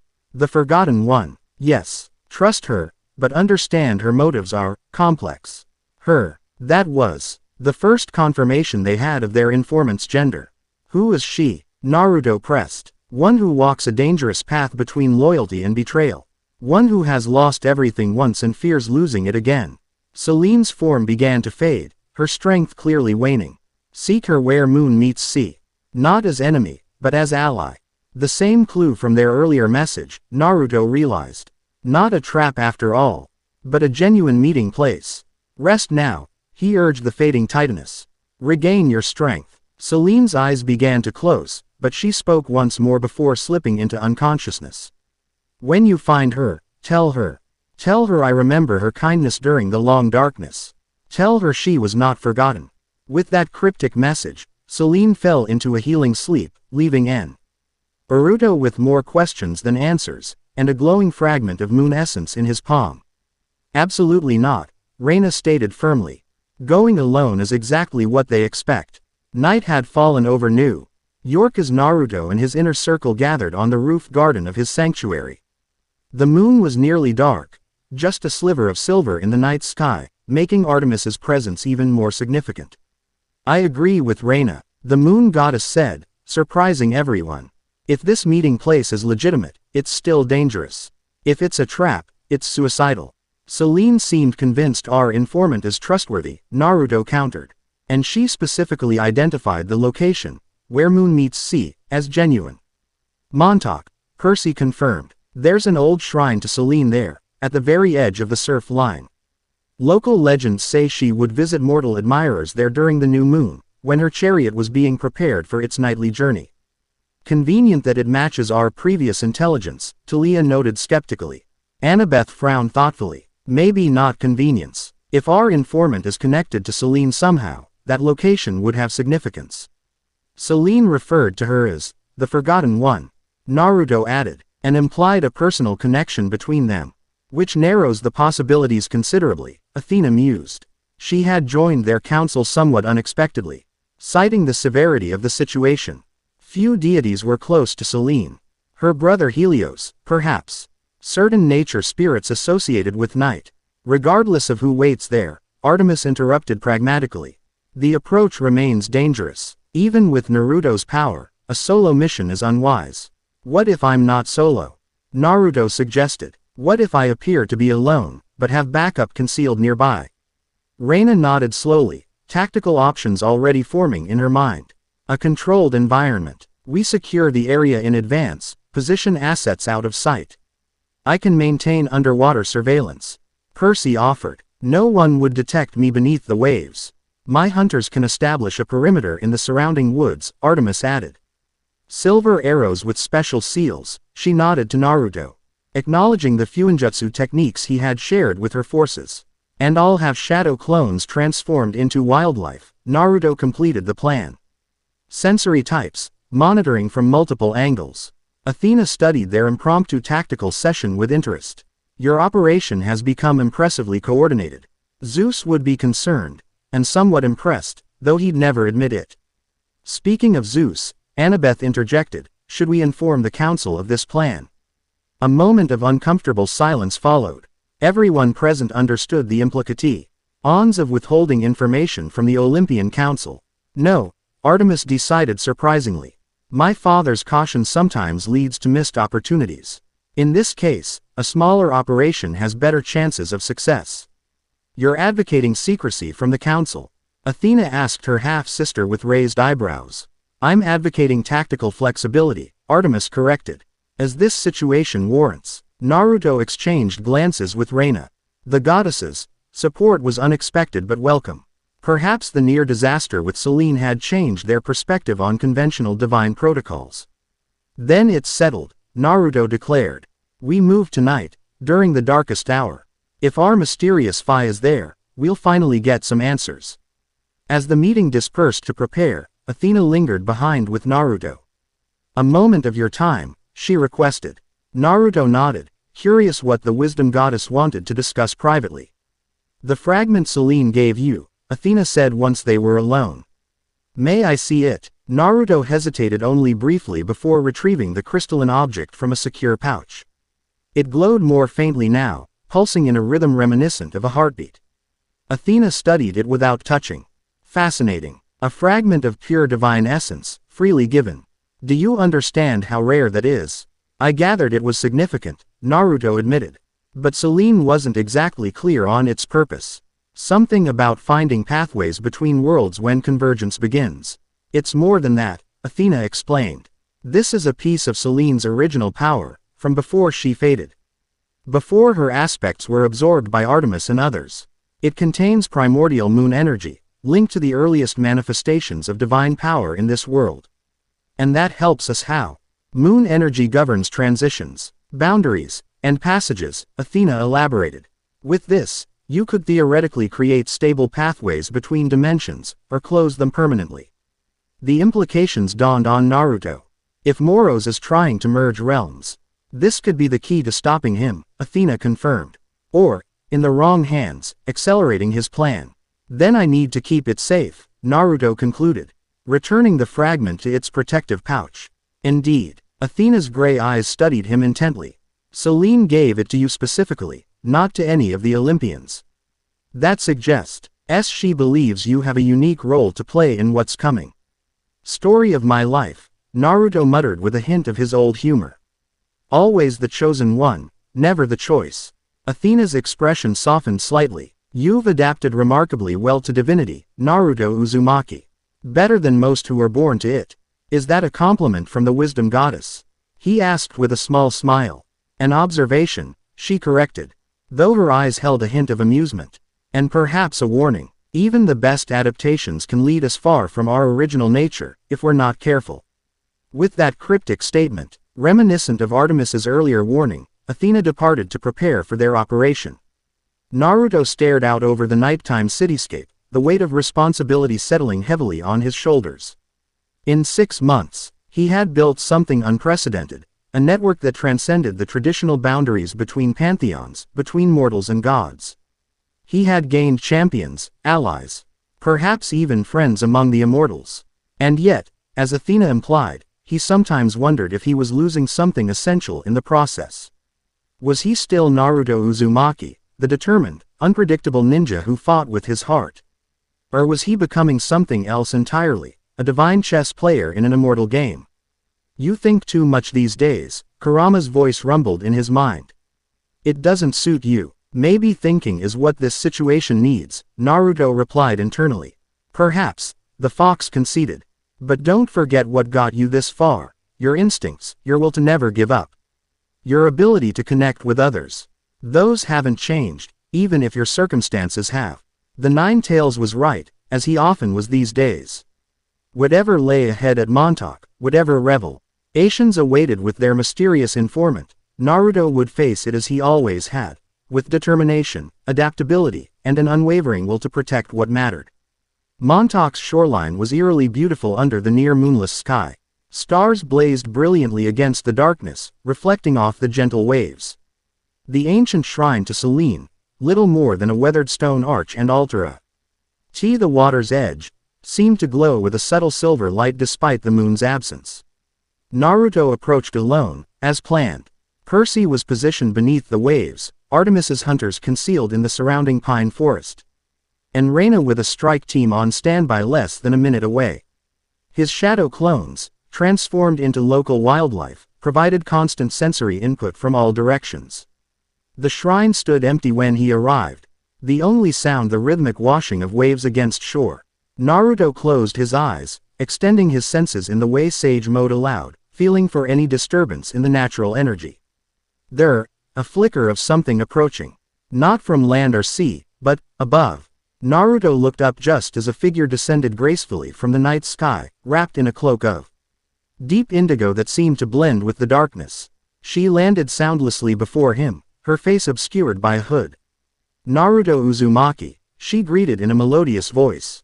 "God of determination. At last we meet directly."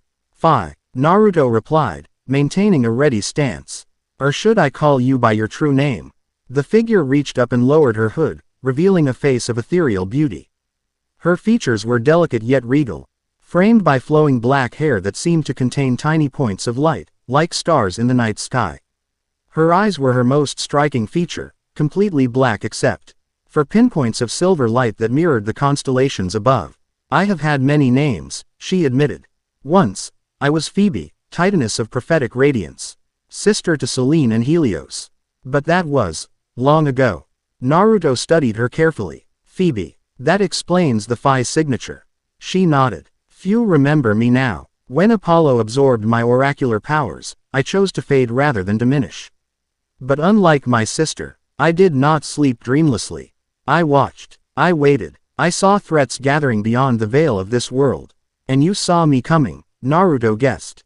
"Yes, your arrival was foretold in patterns even the fates did not fully comprehend." Phoebe moved toward the ancient altar, trailing her fingers across the weathered stone. "When Moros began stirring 6 years ago, I knew intervention would be necessary." "So you've been our informant all along," Naruto said, "feeding us intelligence about Koyos and the hybrid monsters." "Information has always been my domain," she confirmed. "Even faded, I could perceive threads of possibility, glimpses of plans being formed in shadow." "And your connection to Koyos?"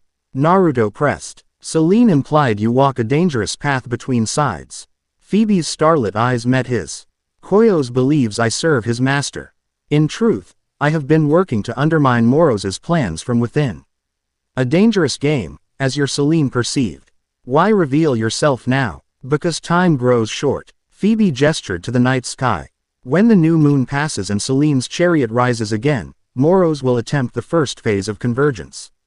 He has 3 of the 5 elemental keys: earth, fire, and wind. He seeks water next, hidden beneath these very waves." Percy would be hearing this, Naruto knew. "Good. And the 5th key?" Naruto asked. "Selene mentioned it was closer than I realize."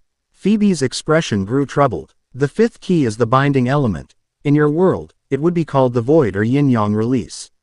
It binds the other elements together, allowing their wielder to reshape reality itself." "Where is it?" "It isn't a physical artifact," Phoebe explained. "It's a capability. The power to harmonize opposing forces into new creation." Her gaze intensified. "A power you possess, Naruto Uzumaki, through your unique combination of divine essence and chakra nature." The revelation stunned Naruto. "I'm the 5th key, in a manner of speaking." Phoebe confirmed. "Your ability to blend this world's divine energy with your native chakra creates a unique resonance, a power Moros needs to complete his convergence. That's why the fates brought me here," Naruto realized. "Not just to fight the threat, but because I'm part of the equation." "Precisely. Your presence was necessary to counter Moros, but it also accelerated his plans. The paradox of prophecy, the very act of prevention often enables what was foreseen." Naruto processed this troubling information. "So Moros will target me directly." "He already has been," Phoebe said grimly. "The hybrid monsters, the dimensional disturbances, all designed to test your capabilities, to understand the nature of your power. And Selene's revival, a partial success for him. He intended to use her as a permanent conduit between realms. Your intervention prevented that, but the attempt revealed much about your abilities. The pieces were falling into place now. The spiral pattern of attacks, the increasing coordination, the integration of techniques from his world, all part of an elaborate study of his capabilities." "I have a message from Selene," Naruto said, remembering. "She told me to tell you that she remembers your kindness during the long darkness. That you were not forgotten." Phoebe's composure faltered momentarily, genuine emotion crossing her ethereal features. My sister always saw more clearly than most give her credit for. She composed herself quickly. Did she give you the essence fragment? Naruto nodded, producing the crystal that now pulsed more strongly in Phoebe's presence. Good. You will need it when the convergence begins. It can stabilize pathways or collapse them permanently. The choice will be yours when the moment comes. And when will that be? Naruto asked. 3 days from now, when the new moon fully passes. Moros has calculated that moment is the optimal time for weakening the boundaries between realms. Phoebe's expression grew urgent. He will strike for the water key tomorrow at dawn. You must be ready. We will be, Naruto assured her. But I need to know more about what we're facing.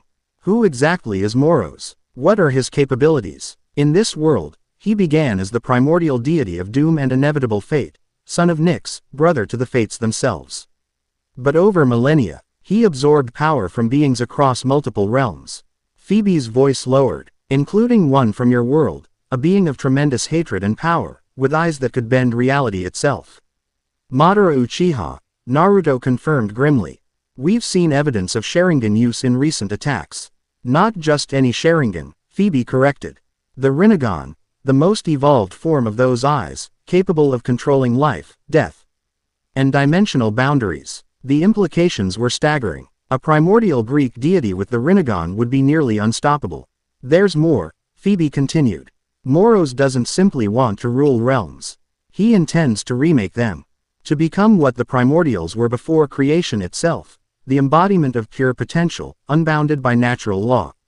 How do we stop something like that? Naruto asked. We separate what he has joined, Phoebe replied. Remove the foreign powers he has accumulated, forcing him back to his original, limited form. Then seal him, as he once was sealed, in the void between existence and non-existence. And you believe I'm capable of this? With help, yes. Phoebe gestured to the surrounding area, a small smile forming. Your allies can reveal themselves now. I've known of their presence since I arrived. Percy emerged from the waves, water sliding off him without leaving him wet. Talia and several hunters stepped from the tree line, bows lowered but ready. Reina appeared at Naruto's side, having moved with the enhanced speed their bond provided. Impressive security, Phoebe acknowledged. I would expect nothing less from the god of determination and combat will. You knew they were here all along? Naruto asked. Of course. Perception remains my domain, even diminished as I am.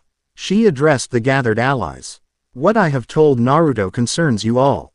The convergence threatens every realm, every pantheon. Why should we trust you? Talia asked bluntly. You admitted to working with Koyos. To undermine him from within. Phoebe corrected. A dangerous but necessary deception. Which you could still be maintaining with us, Reina pointed out. Phoebe inclined her head, acknowledging the point. Trust must be earned. I offer this as a beginning. She raised her hand, creating a glowing map of Long Island in the air between them. A pulsing blue light appeared beneath the waves near their current location. The water key's exact location. Heavily guarded by Koyos' forces, who will move to retrieve it at dawn. The map expanded, showing additional points around the globe. And the locations of the 3 keys Moros already possesses. Koyos believes these are secure and unknown to anyone outside their inner circle. Percy studied the underwater marker intently. That's directly a Bove and undersea cave system I've explored. There's an ancient shrine down there, but I never sensed anything unusual.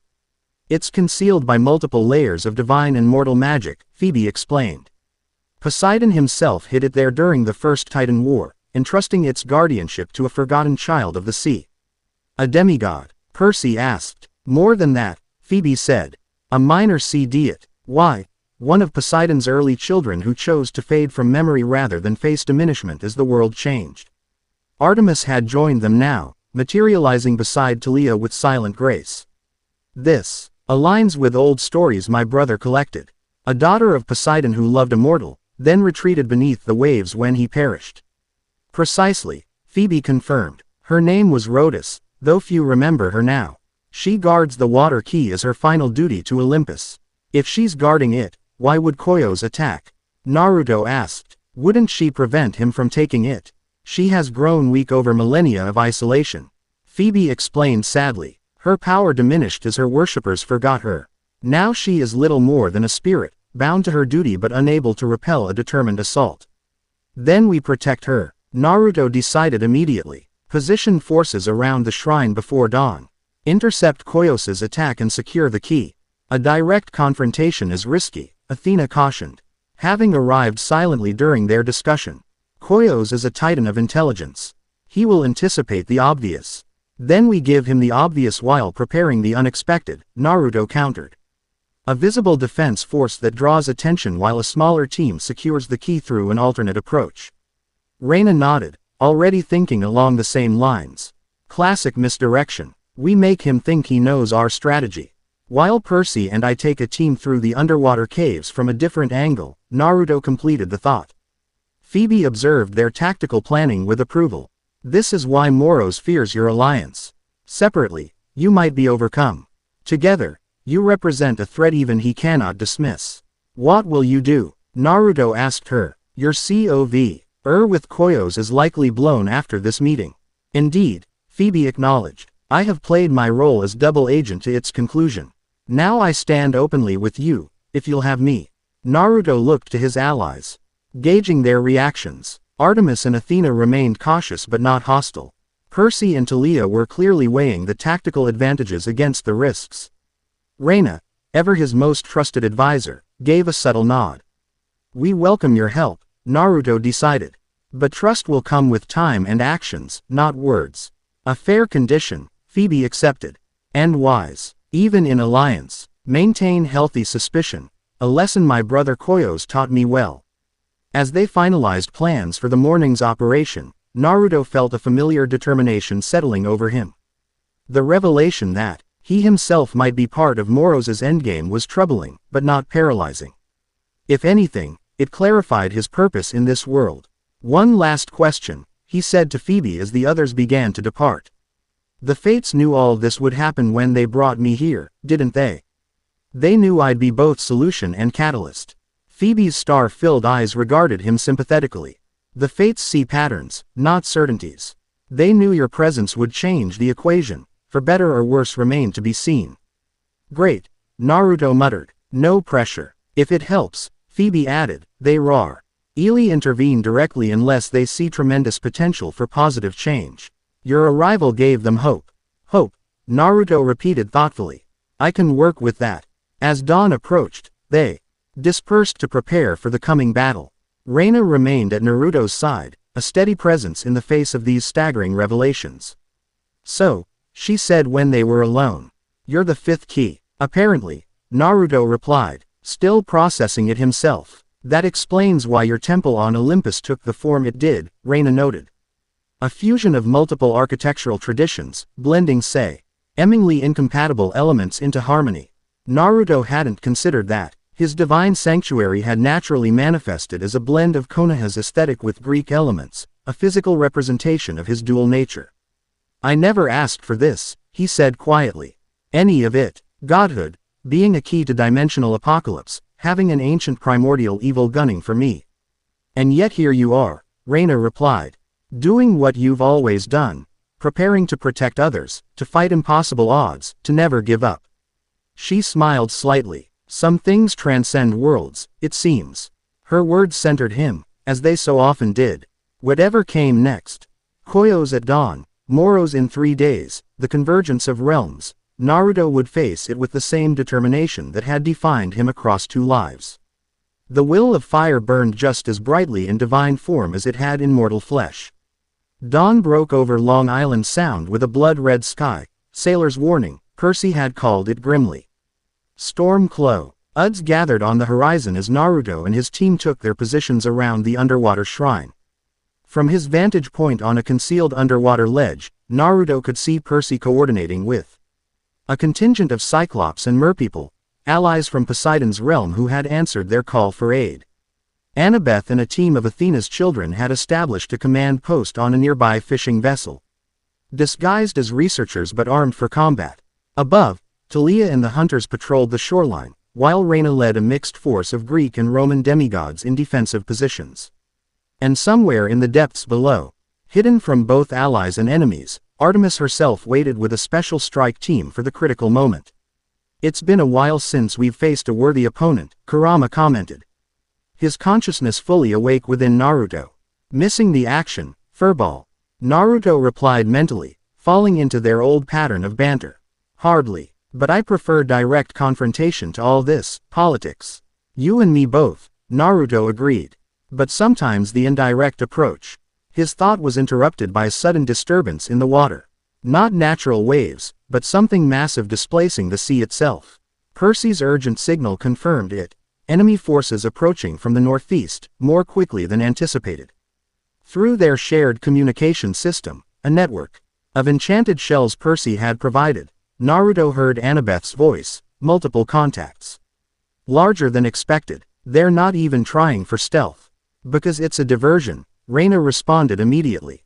"Naruto, check the western approach." He sent shadow clones in that direction and received confirmation almost instantly, a smaller, faster group moving underwater with practiced precision. "The real strike force. Western team spotted," Naruto reported. 8 figures, using some kind of air bubbles for underwater movement. 2 leading signatures are Titan level. Koyo's and another, Artemis concluded. "Adjust positions accordingly. Primary team focuses west." The battle plan shifted seamlessly. This was what they had trained for over the past months, adaptive response to changing conditions. No rigid hierarchy, just smooth coordination between capable teams. Naruto created a dozen water-adapted shadow clones and sent them to reinforce Percy's position against the diversionary force. Meanwhile, he signaled Reina to begin their counter-ambush. The Western strike team approached the underwater cave system with confidence that suggested they believed their diversion had worked. Leading them was a tall, regal figure with silver-white hair and eyes that glowed with cold intelligence, Koyo's, Titan of Intelligence. Beside him swam a dark-haired woman whose beauty was marred by the cruelty in her expression, Eris. Goddess of Discord, if Naruto remembered correctly. The remaining 6 were hybrid monsters, humanoid but with aquatic adaptations and weapons that pulsed with chakra-enhanced energy. Just as troubling, each wore a headband with a symbol Naruto recognized all too well, a musical note. Otogakure, Orochimaru's hidden village. Sound ninja derivatives, Naruto reported through the communication network. "Watch for sonic attacks." The ambush was timed perfectly. As Koyos's team reached the outer perimeter of the shrine's defenses, Artemis sprang her trap. Sylve. Our nets enchanted with both divine power and shinobi sealing techniques dropped from concealed positions, while Percy triggered a massive whirlpool that disrupted the air bubbles sustaining the attackers. Koyos reacted instantly, his eyes flashing with power as he released a burst of energy that shredded the nearest nets. "Predictable," he declared coldly. The spawn of Athena always relies on the same strategies.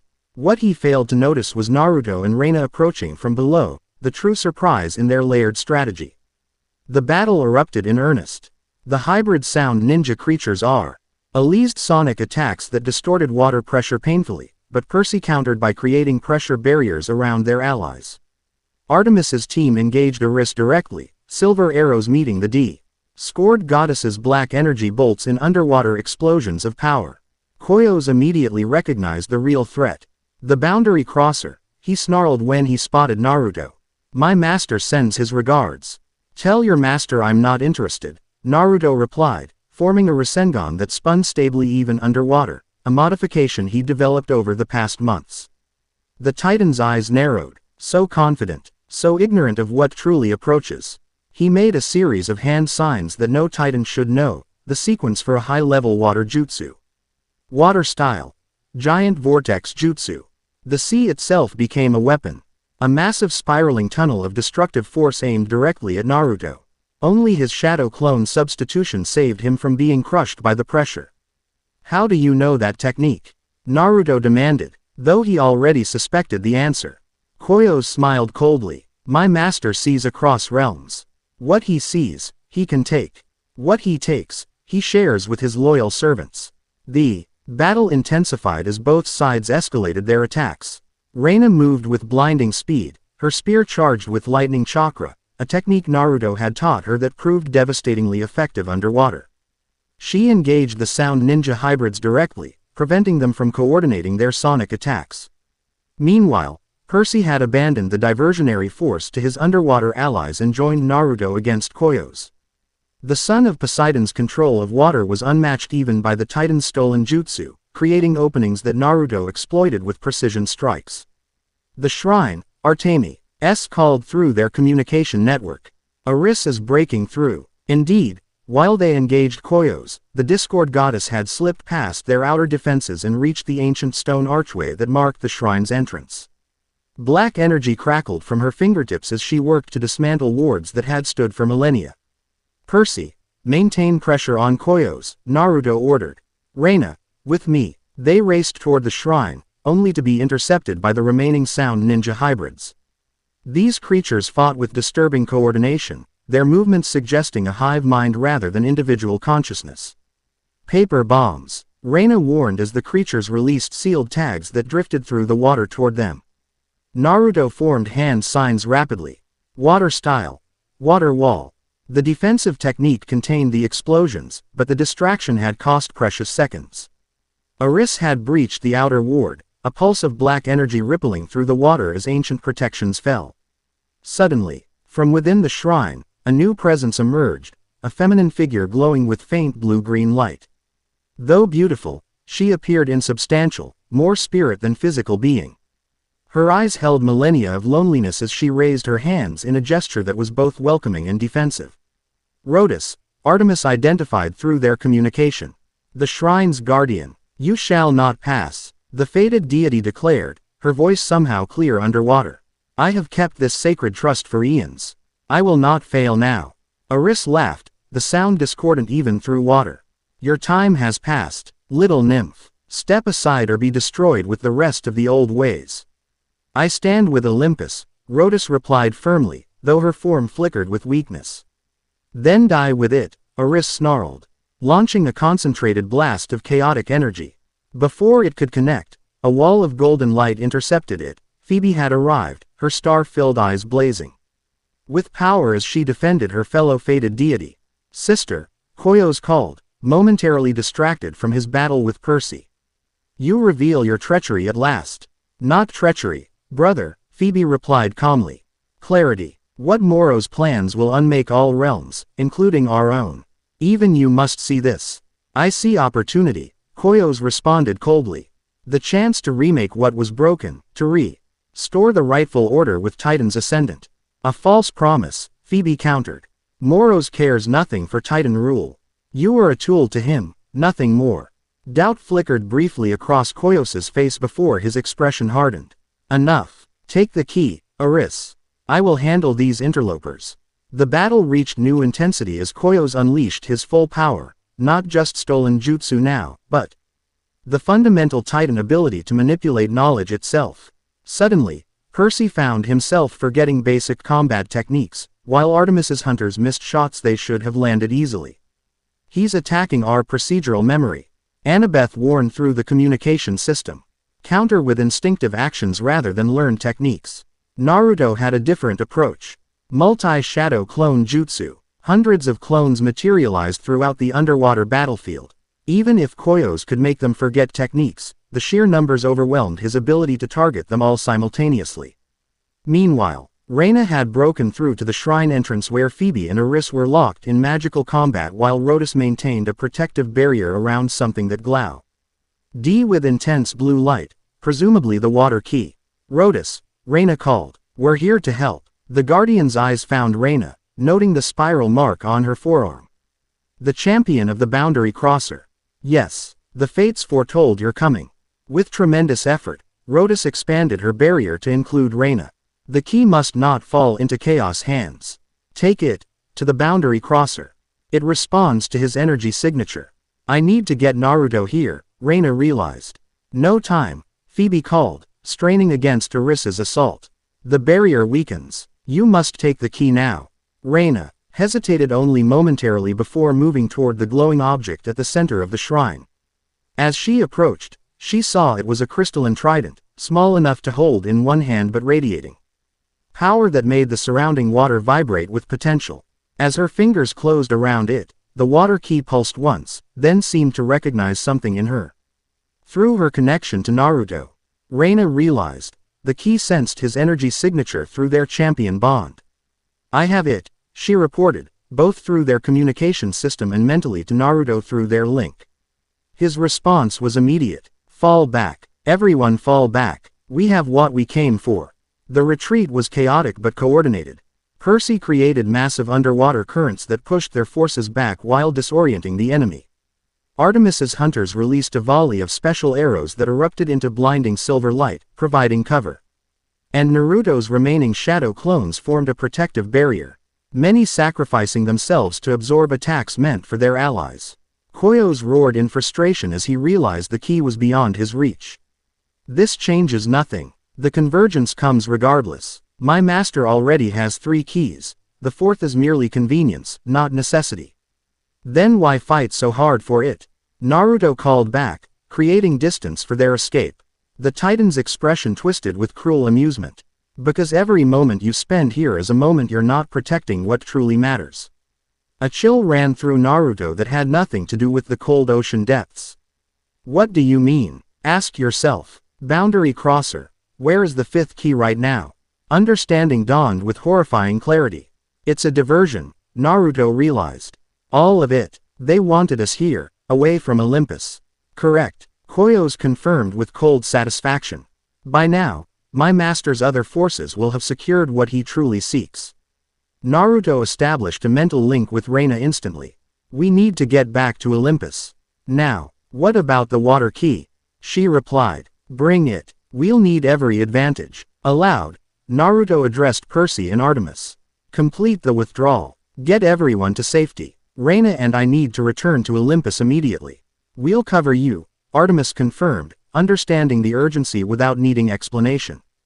As they prepared to depart, Rhodas approached Naruto, her insubstantial form growing fainter now that the key had been removed from her care.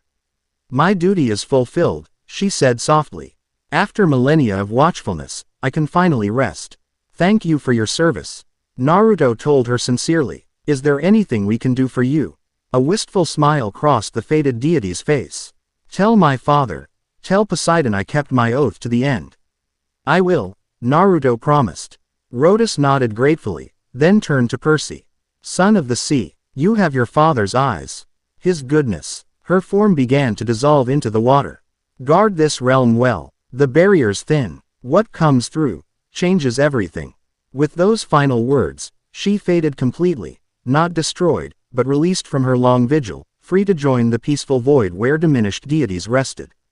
Naruto created a specialized transportation seal, a modified version of his father's flying thunder god technique adapted for divine travel.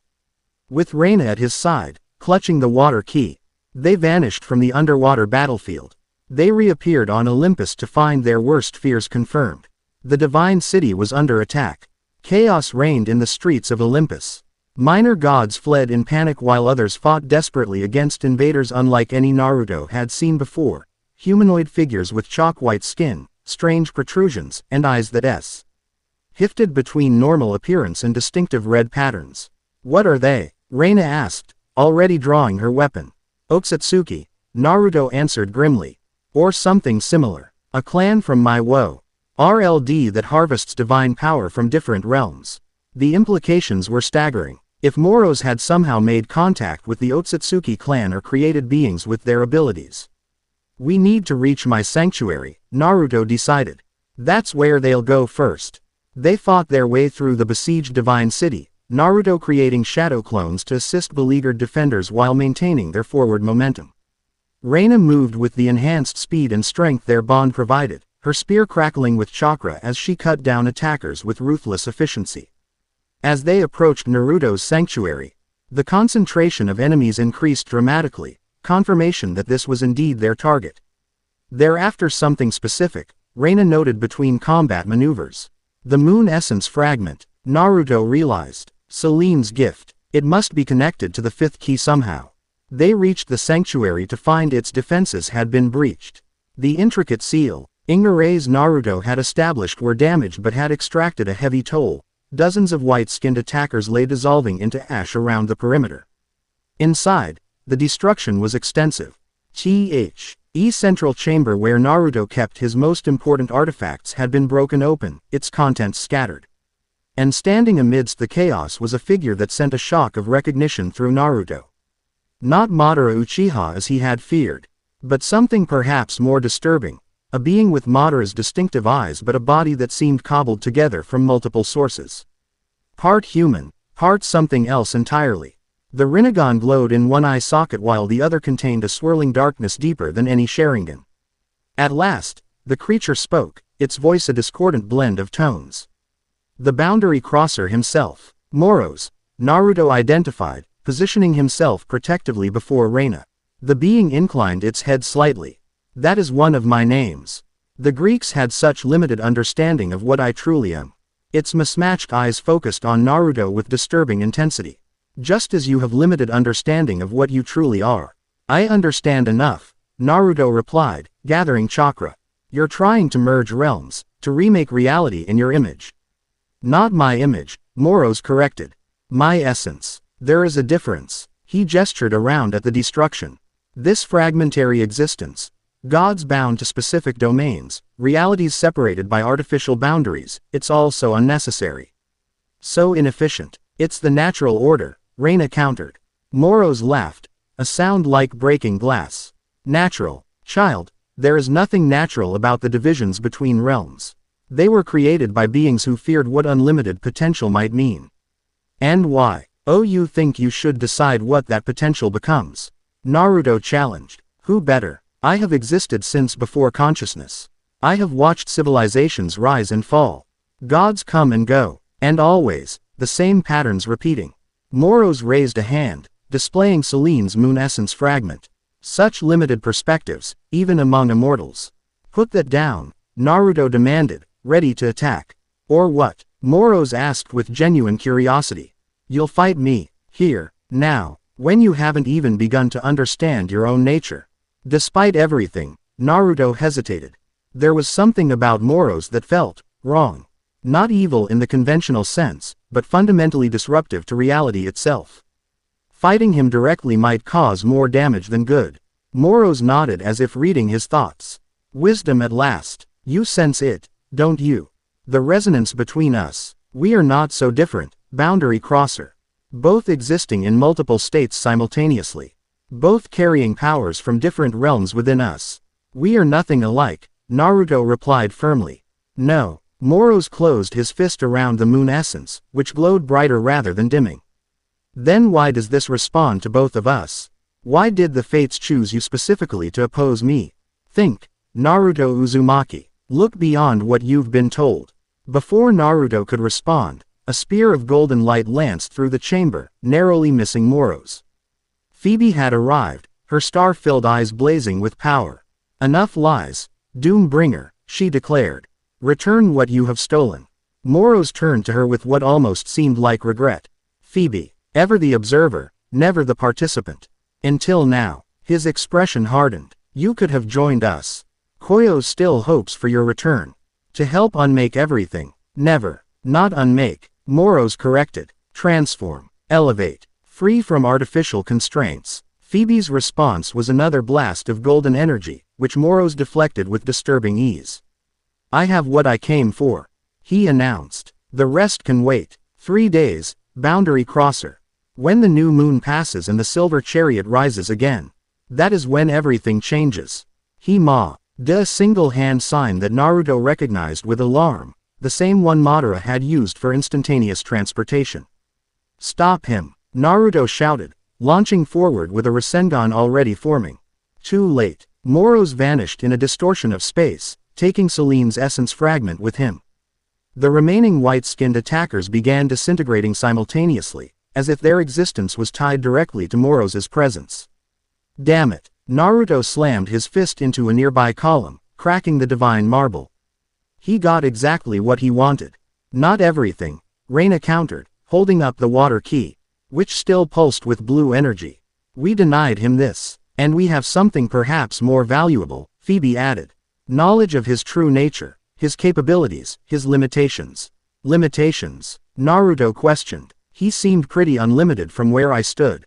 Did you not notice? Phoebe asked. He could have attacked directly, with powers that might have overwhelmed even you.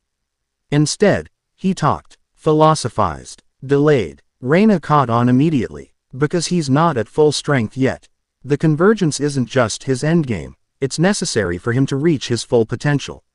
Precisely, Phoebe confirmed. Moros exists simultaneously across multiple realms, but that disperses his power rather than concentrating it. Only when the boundaries collapse can he fully consolidate his strength. So we have 3 days, Naruto summarized. 3 days to figure out how to stop reality itself from being rewritten. 2.5, to be precise, Phoebe corrected. The convergence begins at moonrise. Naruto surveyed the destruction of his sanctuary thoughtfully. He said something strange, about me not understanding my true nature. About us being similar. Ob and Reina exchanged glances that suggested this wasn't entirely surprising to either of them. What? Naruto demanded, catching the look. What do you know that I don't? It's not what we know, Reina said carefully. It's what we've observed. Your abilities have been evolving over the past 6 months. Becoming less like traditional shinobi techniques and more like something else entirely. Boundary manipulation, Phoebe specified, the ability to affect the borders between states of existence. Between mortal and divine. Between separate realities. Like when I purified Selene, Naruto realized. That wasn't just a sealing technique. I was actually manipulating the boundary between her corrupted and uncorrupted states. Exactly, Phoebe confirmed. You've been doing it instinctively. Without fully understanding the implications. It's why Moros considers you both threat and kindred. The revelation was unsettling. Naruto had always defined himself by his determination, his unwavering will. The idea that his fundamental nature might be something more complex, more alien. It doesn't change who you are, Reina said firmly, reading his expression. It just expands what you can do. Naruto nodded gratefully. So how do we use this to stop Moros? We turn convergence against him, Phoebe suggested. If boundaries are collapsing, perhaps we can direct that call. Act strategically. Preserve what matters while allowing controlled change. Using the keys, Reina added, looking at the water key she still held. He has 3, plus Selene's essence. We have 1. That leaves the 5th key. Me, Naruto finished. Or rather, my ability to harmonize opposing forces. It may not be enough, Phoebe admitted. But it's our best chance. Further discussion was interrupted as Zeus arrived with several other Olympians, their expressions shifting from battle readiness to confusion as they found the sanctuary already cleared of enemies. What happened here? Zeus demanded. Olympus was attacked while our forces were engaged elsewhere.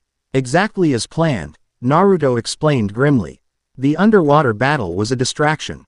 Moros' real target was here all along. Moros himself came to Olympus. Athena asked sharply, having arrived with her father. Yes, Phoebe confirmed, and departed with Selene's essence fragment. Zeus's thunderous expression darkened further. And you, he pointed accusingly at Phoebe, conveniently appear in the midst of this chaos. Our mysterious informant, I presume. Your suspicion is understandable, brother, Phoebe replied calmly. But misplaced. I have opposed Moros and Koyos from within their organization for years. Ask your daughters if you doubt me. She nodded toward Athena and Artemis, who had just arrived. It's true, father, Artemis confirmed. Phoebe fought alongside us at the underwater shrine. She protected Rhodas at great personal risk. And her intelligence has proven reliable, Athena added pragmatically.